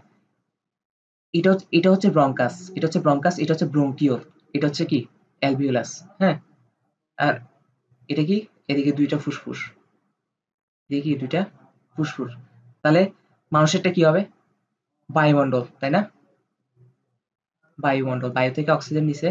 অক্সিজেন কোথায় গেছে? প্রথমে নাকে গেছে না? নাকটাকে কি বলা হয়? নাসারন্ধ্র না? আমরা তো ডাইরেক্ট নাক লিখতে পারবো না, একটু কমন সেন্স তো আছে, তাই না? নাসারন্ধ্র, নাসারন্ধ্র দিয়ে কোথায় গেছে? ষড়যন্ত্র, তাই না? ষড়যন্ত্র, ষড়যন্ত্র থেকে কোথায় গেছে? ট্রাকিয়া। ট্রাকিয়া। ট্রাকিয়া থেকে কোথায় গেছে? ব্রঙ্কাস। হ্যাঁ। ব্রঙ্কাস থেকে কোথায় গেছে? ব্রঙ্কিওল না? ব্রঙ্কিওল। ব্রঙ্কিওল থেকে কোথায় গেছে? অ্যালভিওলাস। অ্যালভিওলাস। হ্যাঁ। অ্যালভিওলাসে গিয়ে গ্যাসের বিনিময় করছে। হ্যাঁ। গ্যাসের বিনিময় করছে, দেহকোষে যে কার্বন ডাইঅক্সাইড গুলো উৎপন্ন হয়েছিল, ওই কার্বন ডাইঅক্সাইড গুলো অ্যালভিওলাসে চলে আসে, আর অ্যালভিওলাস থেকে অক্সিজেন গুলো দেহকোষে চলে গেছে, তাই না? এবার এবার অ্যালভিওলাসে চলে আসছে কি? Carbon dioxide. এবার যে পথ দিয়ে বাতাস অ্যালভিউলাস পর্যন্ত গেছে, উল্টা পথ দিয়ে বাতাস অ্যালভিউলাস থেকে বায়ুমণ্ডলে আসতে হবে না? তারপর অ্যালভিউলাস, তার মানে কার্বন ডাইঅক্সাইড যেহেতু বের করতেছে, এরপর কোথায় যাবে? ব্রঙ্কাসে না, সরি ব্রঙ্কিউল, ব্রঙ্কিউল। তারপর কোথায় যাবে? ব্রঙ্কাস। তারপর কোথায় যাবে? ট্রাকিয়া। এরপর হচ্ছে ট্রাকিয়া। এরপর কোথায়? ষড়যন্ত্র। এরপর কোথায়? ষড়যন্ত্রের পর কোথায়? নাসারন্ধ্র, তাই না? নাসারন্ধ্র। নাসারন্ধ্র থেকে বায়ু, কার্বন ডাইঅক্সাইড বের হয়ে গেছে, শেষ। জিনিসটা বুঝাতে পারছি? সেম না? মেকানিজম ইয়াটা তো সেম, প্রসেসটা তো সেম, জাস্ট এক একজনের ক্ষেত্রে এক একটা অঙ্গ হিসেবে অন্য অঙ্গ কাজ করতেছে। তাহলে আমাদের শ্বসনতন্ত্র শেষ। তারপর হচ্ছে কি রাচনতন্ত্র। মানুষেরটাকে আমি এখন রিভাইজ দিয়ে তোকে পড়াইছি, পড়াইনি। জিনিসটা হচ্ছে বেসিক জিনিসটা বুঝে গেলে এরপর তুই নিজের মতন করে লেখ। হ্যাঁ, আচ্ছা। যেমন আমি এখানে একটা জিনিস বাদ দিছি, অ্যালভিউলাস এর আগে অ্যালভিউলাই হয়, অ্যালভিউলার পরে হচ্ছে অ্যালভিউলাস। হ্যাঁ, তো এই জিনিসটা ভুললেও তোকে তো নাম্বার দিতে বাধ্য, তুই তো প্রসেস ভুল লেখাস নাই, তাই না? একেবারে বইয়ের ভাষায় লিখতে হবে কেন?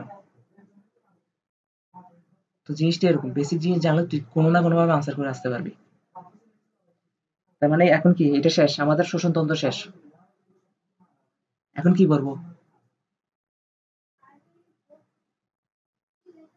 রেচনতন্ত্র করবো। তো রেচনতন্ত্র মানে কি? যে অঙ্গগুলা দিয়ে আমরা, যে বডির পার্ট গুলা দিয়ে আমরা হচ্ছে যে দেহের বর্জ্য পদার্থ বের করে দিই বাইরে, ওই বডি পার্ট গুলাকে একত্রে রেচনতন্ত্র বলতেছি। হুম। আর গ্যাসফড়িং এর প্রধান রেচন অঙ্গ হচ্ছে ম্যালপিজিয়ান নালিকা। 5 স্টার, 5 স্টার, 5 স্টার। হুম। এমসিকিউর জন্য, গ্যাসফড়িং এর প্রধান রেচন অঙ্গ কি? ম্যালপিজিয়ান নালিকা।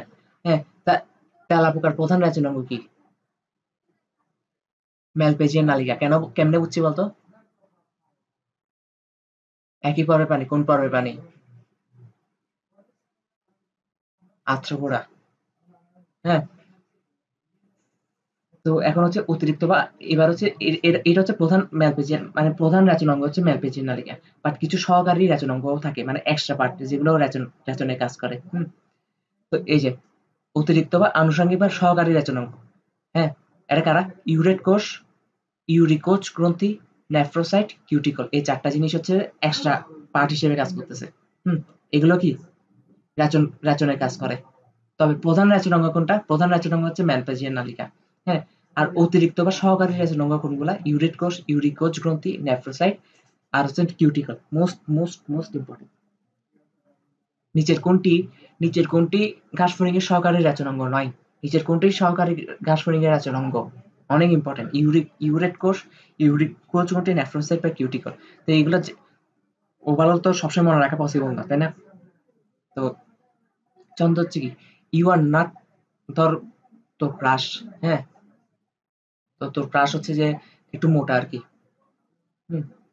মোটা। এখন ও মোটার হওয়ার কারণে ও অনেক ইনসিকিউর ফিল করে। হুম। তো তুই ওকে বলতেছিস, babe you are not fat but cute. তুমি মোটা না বাট কিউট। তো এটা দিয়ে আমরা মনে রাখবো কি, এগুলো হচ্ছে ঘাসফড়িং এর সহকারী রেচনাঙ্গ গুলা। ইউ দিয়ে কি? ইউরিকোজ গ্রন্থি। নট দিয়ে কি? নেফ্রোসাইট। ফ্যাট দিয়ে কি? ফ্যাট বডি সেল বা হচ্ছে ইউরেট কোষ। ইউরেট কোষকে ফ্যাট বডি সেল বলা হয়। হ্যাঁ। আর কিউটি হচ্ছে কিউটিকল। বুঝতে পারছি? মনে থাকবে? আর পুরুষের ক্ষেত্রে ইউরিকোজ গ্রন্থিটা হচ্ছে যে মাশরুমের মতন। হুম। ম্যালপেজিয়ান নালিকা তো এখন এখনো তো দেখায়নি। হ্যাঁ।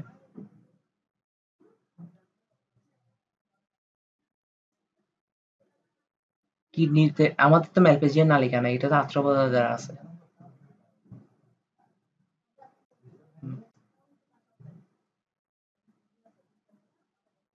আমাদের কিডনি তো শিমের বিচির মতন।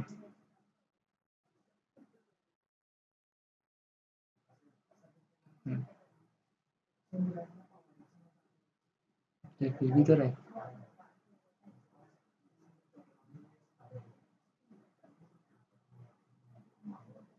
যাই হোক, দেখ, পুরুষের ক্ষেত্রে এটাকে অনেকটা মাশরুমের মতন দেখে, হ্যাঁ, ইউরিকোজ গ্রন্থিগুলা।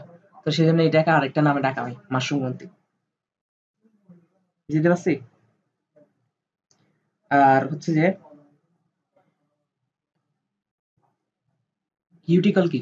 কিউটিকল হচ্ছে যে আমরা তো জানি কাশফড়িংয়ের পুরা দেহটা কিউটিকল দ্বারা আবৃত না, পুরা দেহটা। তো কিউটিকলের নিচে হচ্ছে কাশফড়িংয়ের কিছু কোষ থাকে, এগুলো হচ্ছে অ্যামিবার মতো। হুম, তো এগুলোকে বলা হয় অ্যামিবোসাইট। এগুলোকে কি বলা হয়? অ্যামিবোসাইট। তো অ্যামিবোসাইট গুলোও কি করে? অতিরিক্ত বর্জ্য পদার্থ কিউটিকলের নিচে জমা রাখে। এরপর হচ্ছে পরবর্তীতে এগুলো কিউটিকল দিয়ে বের হয়ে যায়। হুম, তো নেফ্রোসাইটও সেম রেচন পদার্থ হিসেবে কাজ করে। তারপর হচ্ছে যে রেচন পদার্থ বলছে রেচন অঙ্গ হিসেবে কাজ করতেছে। আর ফ্যাট বডি সেল ইউরেট কোষও রেচন অঙ্গ হিসেবে কাজ করে। হ্যাঁ, সহকারী। এগুলো হচ্ছে সহকারী। এবার হচ্ছে ম্যালপেজিয়ান নালিকা। এবার কি করব? ম্যালপেজিয়ান নালিকা। ম্যালপেজিয়ান নালিকাটা কোথায় অবস্থিত জানোস? মেসে মেসেন্টেরন আছে না? মেসেন্টেরন মানে কি? মিড ক্যাট না? মধ্যপষ্টিক নালী। মধ্যপষ্টিক নালী আর পশ্চাৎপষ্টিক নালী, এই যে হিনগাট। হ্যাঁ, এই দুইটার সংযোগস্থলে দেখ নলের মতন কিছু অংশ পাওয়া যায়। দেখছস? নলের মতন কিছু অংশ পাওয়া যায়। এই নলের মতন অংশগুলাকে কি বলা হচ্ছে? ম্যালপেজিয়ান নালিকা। এগুলো কি? এগুলো কয়টা পাওয়া যায়? ১০০টা। কয়টা পাওয়া যায়? ১০০টা। আর এই ম্যালপেজিয়ান নালিকাগুলো হচ্ছে লম্বায় ২৫ মিলিমিটার হতে পারে। কত মিলিমিটার হতে পারে? ২৫ মিলিমিটার হচ্ছে লম্বা হইতে পারে। আর ১ মিলিমিটার হচ্ছে প্রস্থ। কারণ অনেক চিকন তো। অনেক চিকন না? দেখে বোঝা যাচ্ছে। ১ মিলিমিটার হচ্ছে প্রস্থ। কিছু, কিছু ম্যালপেজিয়ান নালিকা ২৫ মিলিমিটার মানে কি অনেক বড় হইতে পারে। দেখছস এটা? এটার কথা চিন্তা কর। অনেক বড় হইতে পারছে। তাহলে ম্যালপেজিয়ান নালিকা কি, এটা বুঝাইতে পারছি কিনা আমাকে বল। ওকে। আর ম্যালপেজিয়ান নালিকার এই অংশটা হচ্ছে মুক্ত থাকে, ওপেন থাকে। অংশটা কি থাকে? খোলা থাকে। খোলা বা মুক্ত থাকে। হ্যাঁ? আর যে অংশের সাথে এই অংশের সাথে যুক্ত না এটা, এদিকে যুক্ত না এটা, এই নলটা, এই সাইডটা হচ্ছে বদ্ধ থাকে। বদ্ধ। বুঝতে পারছি? এই সাইডটা হচ্ছে একটু বদ্ধ থাকে আর এই সাইডটা হচ্ছে খোলা থাকে। মুখটা খোলা থাকে আর এই সাইডের মুখটা হচ্ছে বন্ধ থাকে। যেদিক থেকে উৎপন্ন হয়েছে এই সাইডের মুখটা বন্ধ থাকে। হুম, একটা পর্দা দ্বারা বন্ধ থাকে আর কি। এই পর্দার মধ্যে শুধু ওই পদার্থের বিনিময় করতে পারে। বিভিন্ন পদার্থ আমরা পড়বো। হুম, তাহলে দেখ, তো ম্যালপেজিয়ান নালিকা এগুলো তো পশ্চিম ম্যালপেজিয়ান নালিকাটা কে আবিষ্কার করছে এটা লাগবে না। হলুদ বর্ণের মধ্যেও হলুদ বর্ণের মধ্য পশ্চাৎপষ্টিক নালীর সংযোগস্থলে অবস্থিত। এটা পড়াই ফেলছি না? তার মানে ম্যালপেজিয়ান নালিকাগুলো হচ্ছে হলুদ বর্ণের। এটা ফার্স্ট আসবে। তারপর হচ্ছে মধ্য আর পশ্চাৎপষ্টিক নালীর সংযোগস্থলে থাকবে। এটাও আসবে। হুম, তার মানে ম্যালপেজিয়ান নালিকার কালার কি? ম্যালপেজিয়ান নালিকার কালার কি? আর এটা কোন কোন জায়গায় অবস্থান করে? মধ্য আর পশ্চাৎপষ্টিক নালীর সংযোগস্থলে। এখন বললাম না যে মেসেন্টেরন আর মানে মিড গার্ড আর হিন গার্ডের মাঝখানে সংযোগস্থলে দেখাইলাম না? তারপর হচ্ছে বাইরের দিকে একটি, আচ্ছা এবার যেহেতু এটা একটা নলের মতন অংশ, এগুলো নল না? এটাকে যদি আমরা প্রস্থচ্ছেদ বরাবর কাটি, প্রস্থচ্ছেদ বরাবর কাটলে এরকম হুম, তাহলে আমরা যদি প্রস্থচ্ছেদ বরাবর কাটি তাহলে উপর থেকে দেখলে একটা গোলাকার একটা জিনিস দেখবো না? তো মাঝখানের ফাঁকা জায়গাটাকে বলতেছে লুমেন। মাঝখানে এই ফাঁকা জায়গাটা দেখতেছোস? এই যে এটাকে বলা হচ্ছে কি? লুমেন। এটাকে কি বলা হচ্ছে? Lumen, lumen.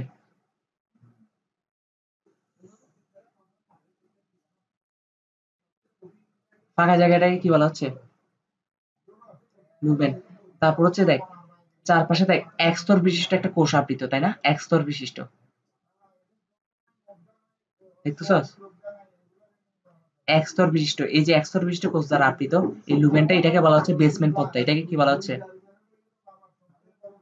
বেসমেন্ট পর্দা। এই যে এটা, দেখছস? বেসমেন্ট পর্দা। তারপর হচ্ছে কি? বেসমেন্ট পর্দার পর এরপর হচ্ছে যে দেখ একটা সুতার মতন অনেকগুলা, এই যে দেখছস নীল কালার দিয়ে আঁকতেছি যে সুতার মতন অনেকগুলা এরকম জিনিস আছে চুলের মতন। এই জিনিসটাকে বলা হচ্ছে ব্রাশ বর্ডার। কি বলা হচ্ছে? Brush border. Brush border, brush border কেন বলা হচ্ছে? আমরা যে দাঁত মাজি, এটা অনেকটা ব্রাশের মতন না? দেখতো, ব্রাশের মতন না? দেখছো? এই যে ব্রাশের মতন। আমি চিত্র আঁকছি, এই দাগ দিচ্ছি, দেখতেছোস নাকি? নীল কালার। এই যে ব্রাশের মতন না পুরো সাইডটা? এটাকে বলা, এটাকে বলা হচ্ছে কি? এগুলাকে বলা হচ্ছে ব্রাশ বর্ডার। কি বলা হচ্ছে? এগুলাকে কি বলা হচ্ছে? Brush border. আচ্ছা, ব্রাশ বর্ডার। এই চুলের মতন অংশগুলো অ্যাকচুয়ালি কি? ভিলাই আছে না, ভিলাই? আমাদের অন্তর্বাচিরে কিছু জিনিস এরকম ফুলে যায় না, ফুলে যায় না এরকম? তো এগুলাকে আমরা কি বলি? ভিলাই বলি না? তো ওদের বিলাইগুলো অনেক ছোট। ওদের বিলাইগুলো কি অনেক ছোট। তো এটাকে সেজন্য বলা হয় মাইক্রো বিলাই। এই জন্য এগুলো চুলের মতন দেখায়, ছোট ছোট মাইক্রো বিলাই। আর এগুলো হচ্ছে পরবর্তীতে ব্রাশ বর্ডার হিসেবে, মানে ব্রাশ বর্ডার নামে পরিচিত হচ্ছে, কারণ দেখতে ব্রাশের মতন সেই জন্য। বুঝতে পারছি কিনা বল? এই যে অসংখ্য মাইক্রোবিলাই দিয়ে গঠিত বিশেষ বৈশিষ্ট্যপূর্ণ হচ্ছে ব্রাশ বর্ডার সৃষ্টি করে। বুঝেছি? বুঝছিস কিনা বল? আর সংখ্যা হচ্ছে যে প্রায় ১০০, বলছি না? ম্যালপিজিয়ান নালিকার সংখ্যা কত? ১০০। আর ওরা হচ্ছে লম্বায় হচ্ছে ২৫ মিলিমিটার লম্বা। এগুলো সব পড়া ফেলছি। পড়া ফেলছি না?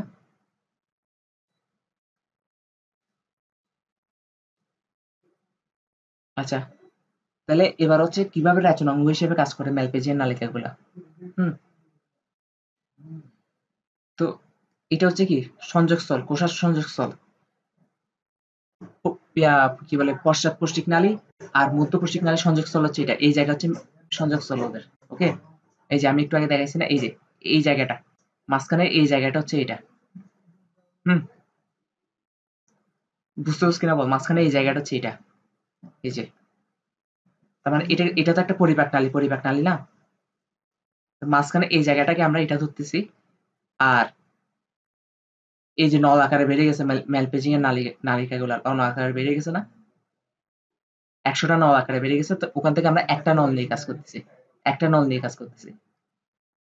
তো এখন দেহকোষের মধ্যে হিমোলিম্ফ থাকে না? হিমোসিলের ভিতর হিমোলিম্ফ থাকে না? কালকে বলছি না ওদের সারা দেহটা হচ্ছে রক্ত দ্বারা পূর্ণ, রক্ত দ্বারা পূর্ণ, কিন্তু ওদের রক্তটা আবার লসিকার সাথে মিশ্রিত অবস্থায় থাকে, সেজন্য এটাকে হিমোলিম্ফ বলে। হুম। তো হিমোলিম্ফের মধ্যে পটাশিয়াম ইউরেট থাকে, পানি থাকে, কার্বন ডাইঅক্সাইড থাকে। হুম। এই পটাশিয়াম ইউরেট, পানি আর কার্বন ডাইঅক্সাইড হচ্ছে যে এই ম্যালপেজিয়ান নালিকার মধ্যে ঢুকে। দেখছো ঢুকতেছে যে? এই ম্যালপেজিয়ান নালিকার উপর এই যে অঞ্চলগুলো, ম্যালপেজিয়ান অঞ্চলের যে অঞ্চলে এই জিনিসগুলো ঢুকে, ম্যালপেজিয়ান নালিকার যে অঞ্চলে এই জিনিসগুলো ঢুকে, পটাশিয়াম ইউরেট, পানি আর কার্বন ডাইঅক্সাইড, ওই অঞ্চলটাকে বলা হয় প্রান্তীয় শোষণক্ষম অঞ্চল। প্রান্তীয় মানে যে জায়গায় শোষণ হচ্ছে, ঠিক না? এই জায়গায় শোষণ হচ্ছে। তো ম্যালপেজিয়ান নালিকার যে অঞ্চলে এই পটাশিয়াম ইউরেট, পানি আর কার্বন ডাইঅক্সাইড ঢুকে, ওই অঞ্চলটাকে বলা হচ্ছে প্রান্তীয় শোষণক্ষম অঞ্চল। তার মানে একটু পর্যন্ত অঞ্চল হচ্ছে প্রান্তীয় শোষণক্ষম অঞ্চল। হ্যাঁ। তো ঢুকার পর এই ম্যালপেজিয়ান নালিকার ভিতর বিভিন্ন এনজাইম থাকে। কি থাকে? এনজাইম থাকে।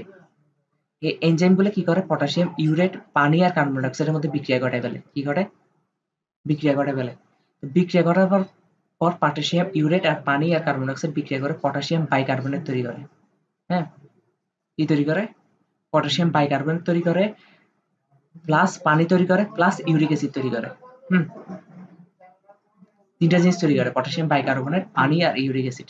সেখান থেকে পটাশিয়াম বাইকার্বনেট আর পানি হচ্ছে আবার ইউজ করে, গাছফড়িং আবার ইউজ করে। ইউজ করার জন্য কি করে? এই ম্যালপেজিয়ান নালিকা থেকে পটাশিয়াম বাইকার্বনেট আর পানিটা হচ্ছে আবার বের হয়ে যায়। দেখছো বের হয়ে গেছে যে? বের হয়ে গেছে, আবার হিমোলিম্ফে চলে আসছে। হুম। তার কারণ এগুলো পরবর্তীতে গাছফড়িং আবার ইউজ করবে। শুধু আরেকটা জিনিস তৈরি হয়েছিল যেটা আর বের করে না, সেটা হচ্ছে ইউরিক অ্যাসিড। হ্যাঁ। আর ইউরিক অ্যাসিড হচ্ছে ওদের প্রধান মল, মানে প্রস্রাব, মূত্র। ইউরিক অ্যাসিড আমাদের যেমন ইউরিয়া না, ওদেরটা ইউরিক অ্যাসিড। তো ইউরিক অ্যাসিডটা এবার হচ্ছে পুষ্টিক নালীর ভিতর চলে আসে। ওই যে বলছি না, এই অংশটা পুষ্টিক নালী, এই অঞ্চলে চলে আসছে না ইউরিক অ্যাসিডটা। এবার এবার ইউরিক অ্যাসিডটা নিচে যাবে। নিচে মানে কি?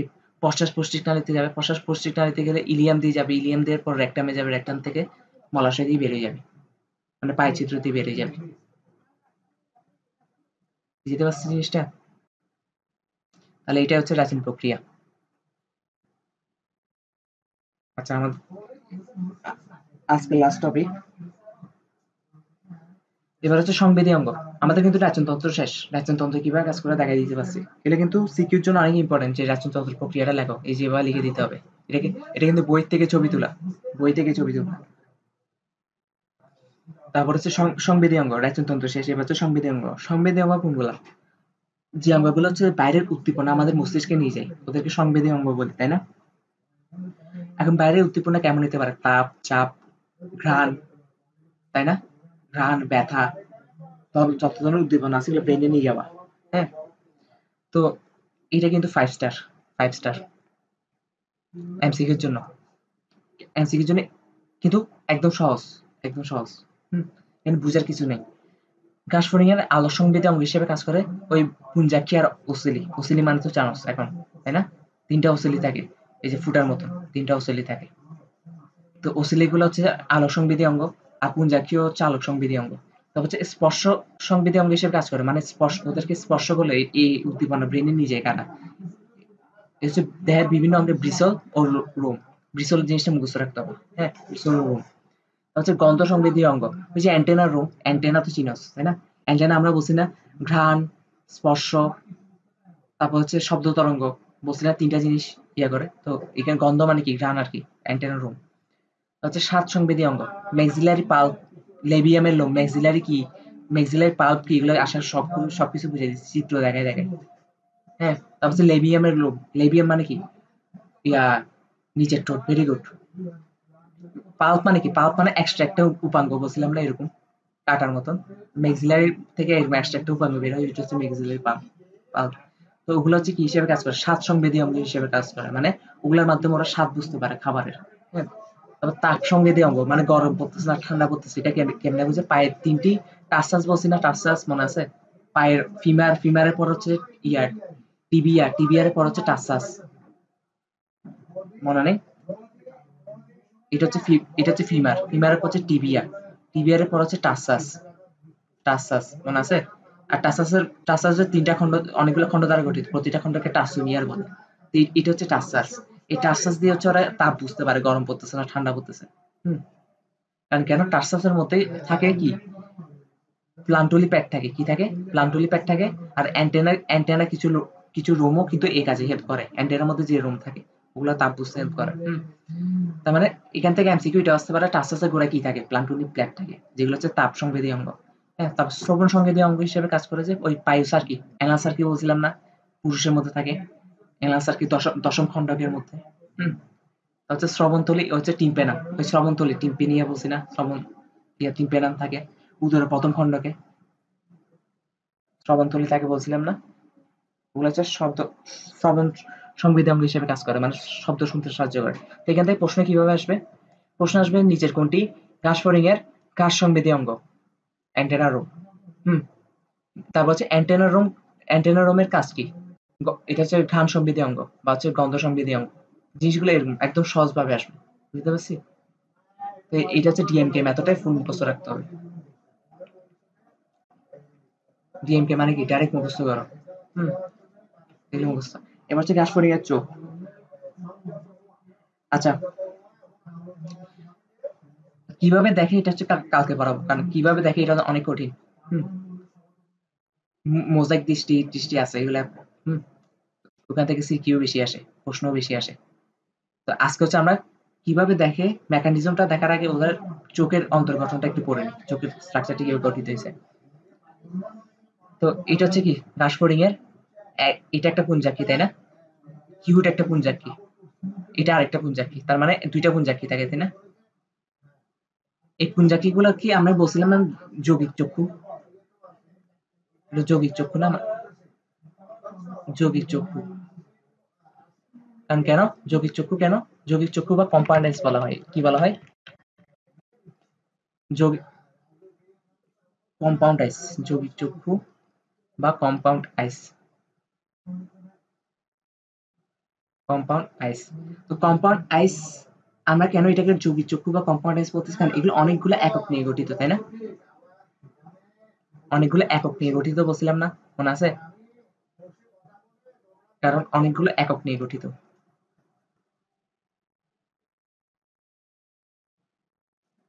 অনেকগুলো একক নিয়ে গঠিত। আর প্রতিটা এককে কি বলা হইতো?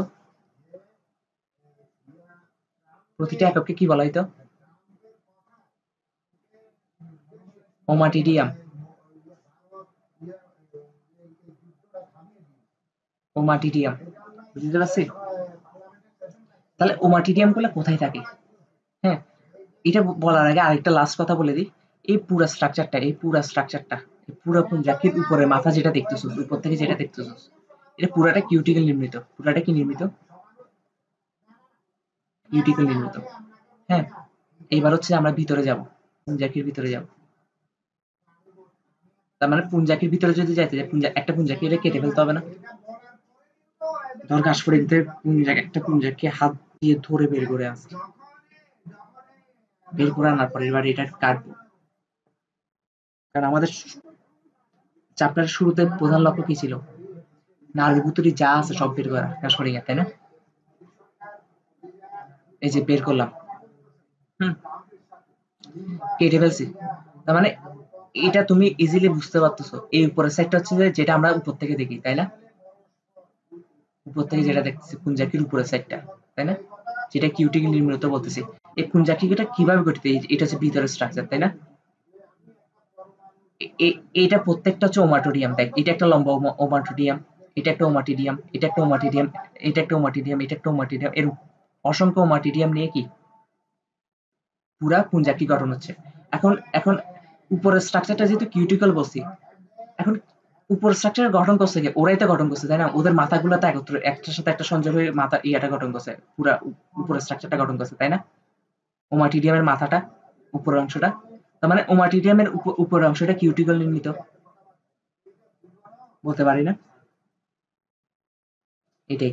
এখন তার মানে একটা ওমাটিডিয়াম নিয়ে যদি আমরা ডিটেলস পড়তে পারি, তার মানে সবগুলো ওমাটিডিয়াম নিয়ে আমরা জেনে যাব। তার মানে সবগুলো ওমাটিডিয়াম মিলে তো পুঞ্জাকি গঠন হয়েছে। তার মানে এখন একটা ওমাটিডিয়াম নিয়ে আমরা পড়ালেখা করবো। একটা ওমাটিডিয়ামের গঠন কেমন?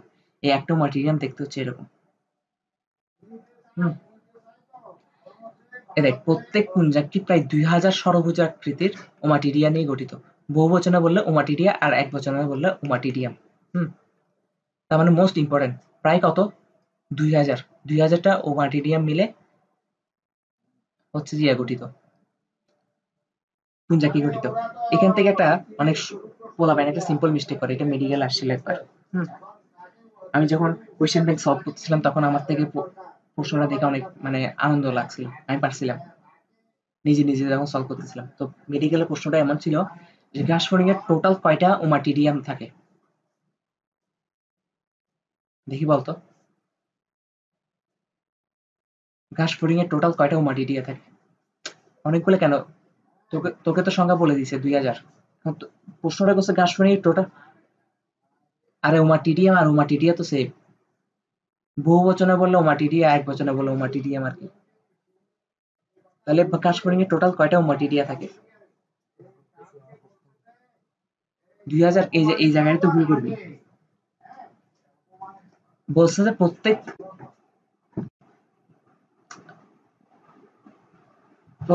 পুঞ্জাকিতে প্রায় 2000 ওমাটিডিয়া থাকে। তো 2000 ইন্টু 2 হবে 4000। কারণ ঘাসফড়িং এ পুঞ্জাকি থাকে কয়টা? 2টা না? একটা একটা পুঞ্জাকিতে যদি 2000 ওমাটিডিয়া থাকে, তাহলে আরেকটা পুঞ্জাকিতে 2000, তাহলে 2 দিয়ে 4000। তাহলে পারা যাবে নাকি বল? আর এই ওমাটিডিয়ামে কিন্তু পুঞ্জাকির গঠন ও কাজে দেখো। তাহলে এখন আমরা পড়ি ওমাটিডিয়ামের গঠন। কি করবো? গঠন। এই যে গঠন। তাহলে উপরের সাইডে কি থাকে? কর্নিয়া থাকে। এই উপরের সাইডে অংশটাকে কি বলি? ওই যেটা কিউটিকল নির্মিত, মানে কিউটিকলটা গঠন করতেছে উপরের সাইডটা, ওই উপরের সাইডের ক্ষেত্রে এটাকে কি বলা হচ্ছে? কর্নিয়া বলা হচ্ছে। এটাকে কি বলা হচ্ছে? কর্নিয়া। মানুষের চোখের সাথে মিল রেখে নাম দেওয়া হয়েছে আর কি। মানুষের সাদা অংশটাকে কর্নিয়া বলা না? চোখের সাদা অংশ ঠিক সেম ভাবে সামনের অংশটাকে এটাকে কর্নিয়া নাম দিছে। এটা হচ্ছে লেন্সের মতন কাজ করে, শেষ। এরপর হচ্ছে দেখ, কর্নিয়ার নিচে দুইটা কোষ আছে না, এই যে দেখছো, আমি মার্ক করে দিচ্ছি, এগুলাকে বলা হয় কর্নিয়াজেন কোষ। কর্নিয়াজেন, জেন মানে কি, জেনেসিস থেকে আসছে না জেন ওয়ার্ডটা? তার মানে কর্নিয়াজেন কোষগুলো কি করে, এই কর্নিয়াজেন কোষ থেকে পরবর্তী কর্নিয়া উৎপন্ন হয়, বুঝতে পারছি? এই দুইটা কোষ থেকে পরবর্তী কর্নিয়াটা উৎপন্ন হয়, সেই জন্য ওদেরকে বলে কর্নিয়াজেন। এদের ক্ষরণ থেকেই কর্নিয়া সৃষ্টি হয়, দেখছো? নাম দেখে বুঝে বুঝে ফেলা যায়। তারপর হচ্ছে ক্রিস্টালাইন কোন কোষ। ক্রিস্টালাইন কোন কোষ হচ্ছে যে, এ দেখ সাদা স্ট্রাকচার দেখছস, সাদা স্ট্রাকচার। আমি কিন্তু সাদা স্ট্রাকচারের কথা বলি, এখনো কিন্তু গোলাপিটাতে আসিনি, গোলাপিটাতে কিন্তু আসিনি, আর সাদা স্ট্রাকচারটাতে চারপাশে এই গোলাপিটার সাদা স্ট্রাকচার দেখতেছস কোণের মতন, এটাকে বলা হয় ক্রিস্টালাইন কোন কোষ। হুম, এই ক্রিস্টালাইন কোন কোষ থেকে পরবর্তীতে ক্রিস্টালাইন কোন সৃষ্টি হয়। ক্রিস্টালাইন কোন কোনটা, এই যে গোলাপি অংশটা দেখছো কোণের মতো, কোন আইসক্রিমের মতন, কোন আইসক্রিম দেখতে এরকম না? তো এটা এটা উল্টা, এটা এটা তো কোন আইসক্রিমের মতো, তাই না? এই যে, তার মানে ক্রিস্টালাইন কোন কোষ এক জিনিস আর ক্রিস্টালাইন কোন এক জিনিস, বুঝতে পারছি কিনা? ক্রিস্টালাইন কোন কোষ এক জিনিস, ক্রিস্টালাইন কোন এক জিনিস। ক্রিস্টালাইন কোন কোষ হচ্ছে বাইরের সাদা অংশটা, হ্যাঁ, আর এই বাইরের সাদা অংশ থেকে পরবর্তীতে এই ভিতরে ক্রিস্টালাইন কোনটা উৎপন্ন হয়েছে। এই ক্রিস্টালাইন কোন হচ্ছে এটা মোস্ট ইম্পর্টেন্ট, এটি প্রতিসরণশীল অঙ্গ হিসেবে কাজ করে। ভিতরে গোলাপি অংশ যেটা কোন আইসক্রিমের মতন, এটা হচ্ছে প্রতিসরণশীল অঙ্গ হিসেবে কাজ করে, তার মানে এটার আলো প্রতিসরণ ঘটে, ঠিক আছে? এই যে কি ঘটে, আলোর প্রতিসরণ ঘটে, ঘটে ওমাটিডিয়ামে আলো প্রবেশে সাহায্য করে। তার মানে ওমাটিডিয়ামে আলো প্রবেশে সাহায্য করে কোনটি, ক্রিস্টালাইন কোন। হ্যাঁ, তো প্রশ্ন ঘুরাই দেওয়ার জন্য একটু চালাকি করবে, বলবে নিচের কোনটি হচ্ছে ওমাটিডিয়ামে আলো প্রবেশ করার জন্য সাহায্য করে। অপশন এ ক্রিস্টালাইন কোন, অপশন বি ক্রিস্টালাইন কোন কোষ। হ্যাঁ, তাহলে তুই কোনটা বলবি? ক্রিস্টালাইন কোন, নিচের কোনটি হচ্ছে প্রতিসরণশীল অঙ্গ হিসেবে কাজ করে, ক্রিস্টালাইন কোন। তা হচ্ছে আইরিশ রঞ্জক পদার্থ, কালো, এই যে এদের কর্নিয়া কি কিরে, এই যে চারপাশে দেখ কালো কালার একটা জিনিস দেখতেছস, কালো কালার, এটাকে বলা হচ্ছে আইরিশ রঞ্জক পদার্থ। এটাকে কি বলা হচ্ছে, আইরিশ রঞ্জক পদার্থ। এরপর হচ্ছে রেটিনুলার কোষ। রেটিনুলার কোষ হচ্ছে এই যে সাদা অংশ দেখছস, এই সাদা দাগটা, সাদা দাগ নিলে কালো দাগের কথা বলতেছি না, সাদা দাগ, ভিতরে সাদা দাগটা দুই পাশে, এটাকে বলা হচ্ছে রেটিনুলার কোষ। তো এটা প্রায় 7 থেকে 8টা থাকে, 7 থেকে 8টা লম্বা আলোক সংবেদী কোষ, আলোক সংবেদী কোষ, হ্যাঁ। তার মানে নিচের কোনটি আলোক সংবেদী কোষ, রেটিনুলার কোষ। গাছপালিকের নিচের কোনটি আলোক সংবেদী কোষ, রেটিনুলার কোষ, হ্যাঁ। 7 থেকে 8টা থাকে, কিন্তু এখানে দুইটা দেখাচ্ছে, কারণ চিত্রে তো সবকিছু দেখানো পসিবল না। আর বাকিগুলো পিছনে আর পিছনে আর এই লম্বা লম্বা এই কোষগুলো হচ্ছে রেটিনুলার কোষ, এগুলো হচ্ছে আলোক সংবেদী কোষ হিসেবে কাজ করে। এই আলোক সংবেদী কোষ, এই রেটিনুলার কোষ থেকে পরবর্তীতে মাঝখানে একটা দাগ গেছে দেখছো, মাঝখানে, এটাকে বলা হচ্ছে র্যাপডোম। এই র্যাপডোমটা সৃষ্টি হয়েছে কিন্তু রেটিনুলার কোষ থেকে, পাশের দুইটা রেটিনুলার কোষ থেকে, দুইটা না 7 থেকে 8টা রেটিনুলার কোষ থেকে আছে মাঝখানে র্যাপডোমটা সৃষ্টি হয়েছে।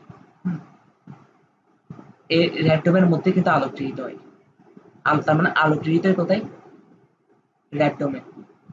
র্যাপডোম কোনটা, মাঝখানেরটা, এই যে মাঝখানেরটা দেখছো, এটা হচ্ছে র্যাপডোম।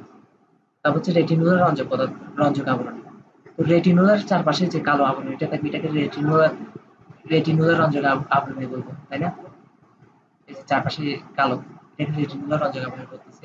তারপর হচ্ছে একটা নিচেতে একটা ভিত্তি পর্দা থাকে, এই জায়গায় একটা পর্দা থাকে, এই জায়গায়, হ্যাঁ। তো এই জায়গাটাকে ভিত্তি পর্দা কেন বলা হয়, কারণ ধারণা করা হয়েছে এই পর্দার উপর ভর করে ওমাটিডিয়ামটা দাঁড়ায় আছে, হ্যাঁ, সেজন্য এটাকে ভিত্তি পর্দা বলা হয়। তারপর একদম নিচে হচ্ছে স্নায়ুতন্তু পাওয়া যায়, এই যে স্নায়ুতন্তু, যে স্নায়ুতন্তুগুলো কি করে, এই যে আলোটা গ্রহণ করছে, এই আলোটা ব্রেনে পাঠায় দেয় এই স্নায়ুতন্তুগুলো। এই স্নায়ুতন্তু দেখছো, স্নায়ুতন্তু নিচে, এটা ব্রেনে পাঠায় দেয়, এটাই তো কাজ, স্নায়ুতন্তুর কাজই এটা। তো এখানে কোন ধরনের স্নায়ুতন্তু পাওয়া যাবে, অবশ্যই অপটিক স্নায়ু, কারণ চোখের সাথে সম্পর্কিত না, চোখের সাথে সম্পর্কিত স্নায়ুগুলোকে কি বলা হয়, অপটিক স্নায়ু।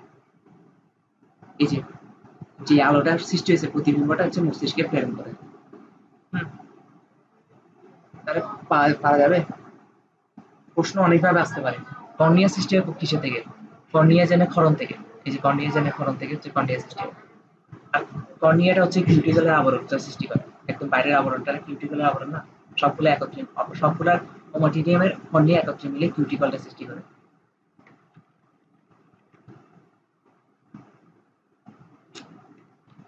ফুল নারী পুতুটি সব বের করছি নাকি বল? তাহলে এখন বলতেছি, এখন বলতেছি, এখন হচ্ছে এই টপিকটা সিকিউর জন্য মোস্ট ইম্পর্টেন্ট, যে অ্যাক্রোমাটিডিয়ামের চিত্র আঁকো।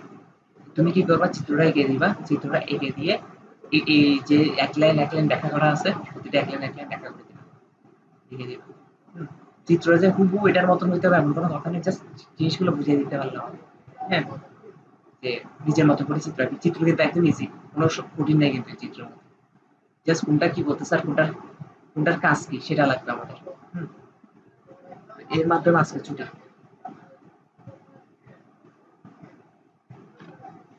বুঝতে পারছি। হুম, আর কাল হচ্ছে কাজ করি শেষ করে দিব। কালকে তোর সাথে আমার কোনো আর কোনো ক্লাস নেই, এরপর হচ্ছে পরীক্ষা, পরীক্ষা নিব, নতুবা হচ্ছে পরীক্ষার কোনো সমস্যা থাকলে আমাকে বলবি। আর যদি ইয়া হয় কি বলে, যদি পরীক্ষা পিছায় তাহলে ক্লাস নিব, কারণ আমাদের জুলাই আরো একটা চ্যাপ্টার থাকে ক্লাস, তখন পরীক্ষাগুলো আরো সুন্দর করে নিতে পারবে। ওকে।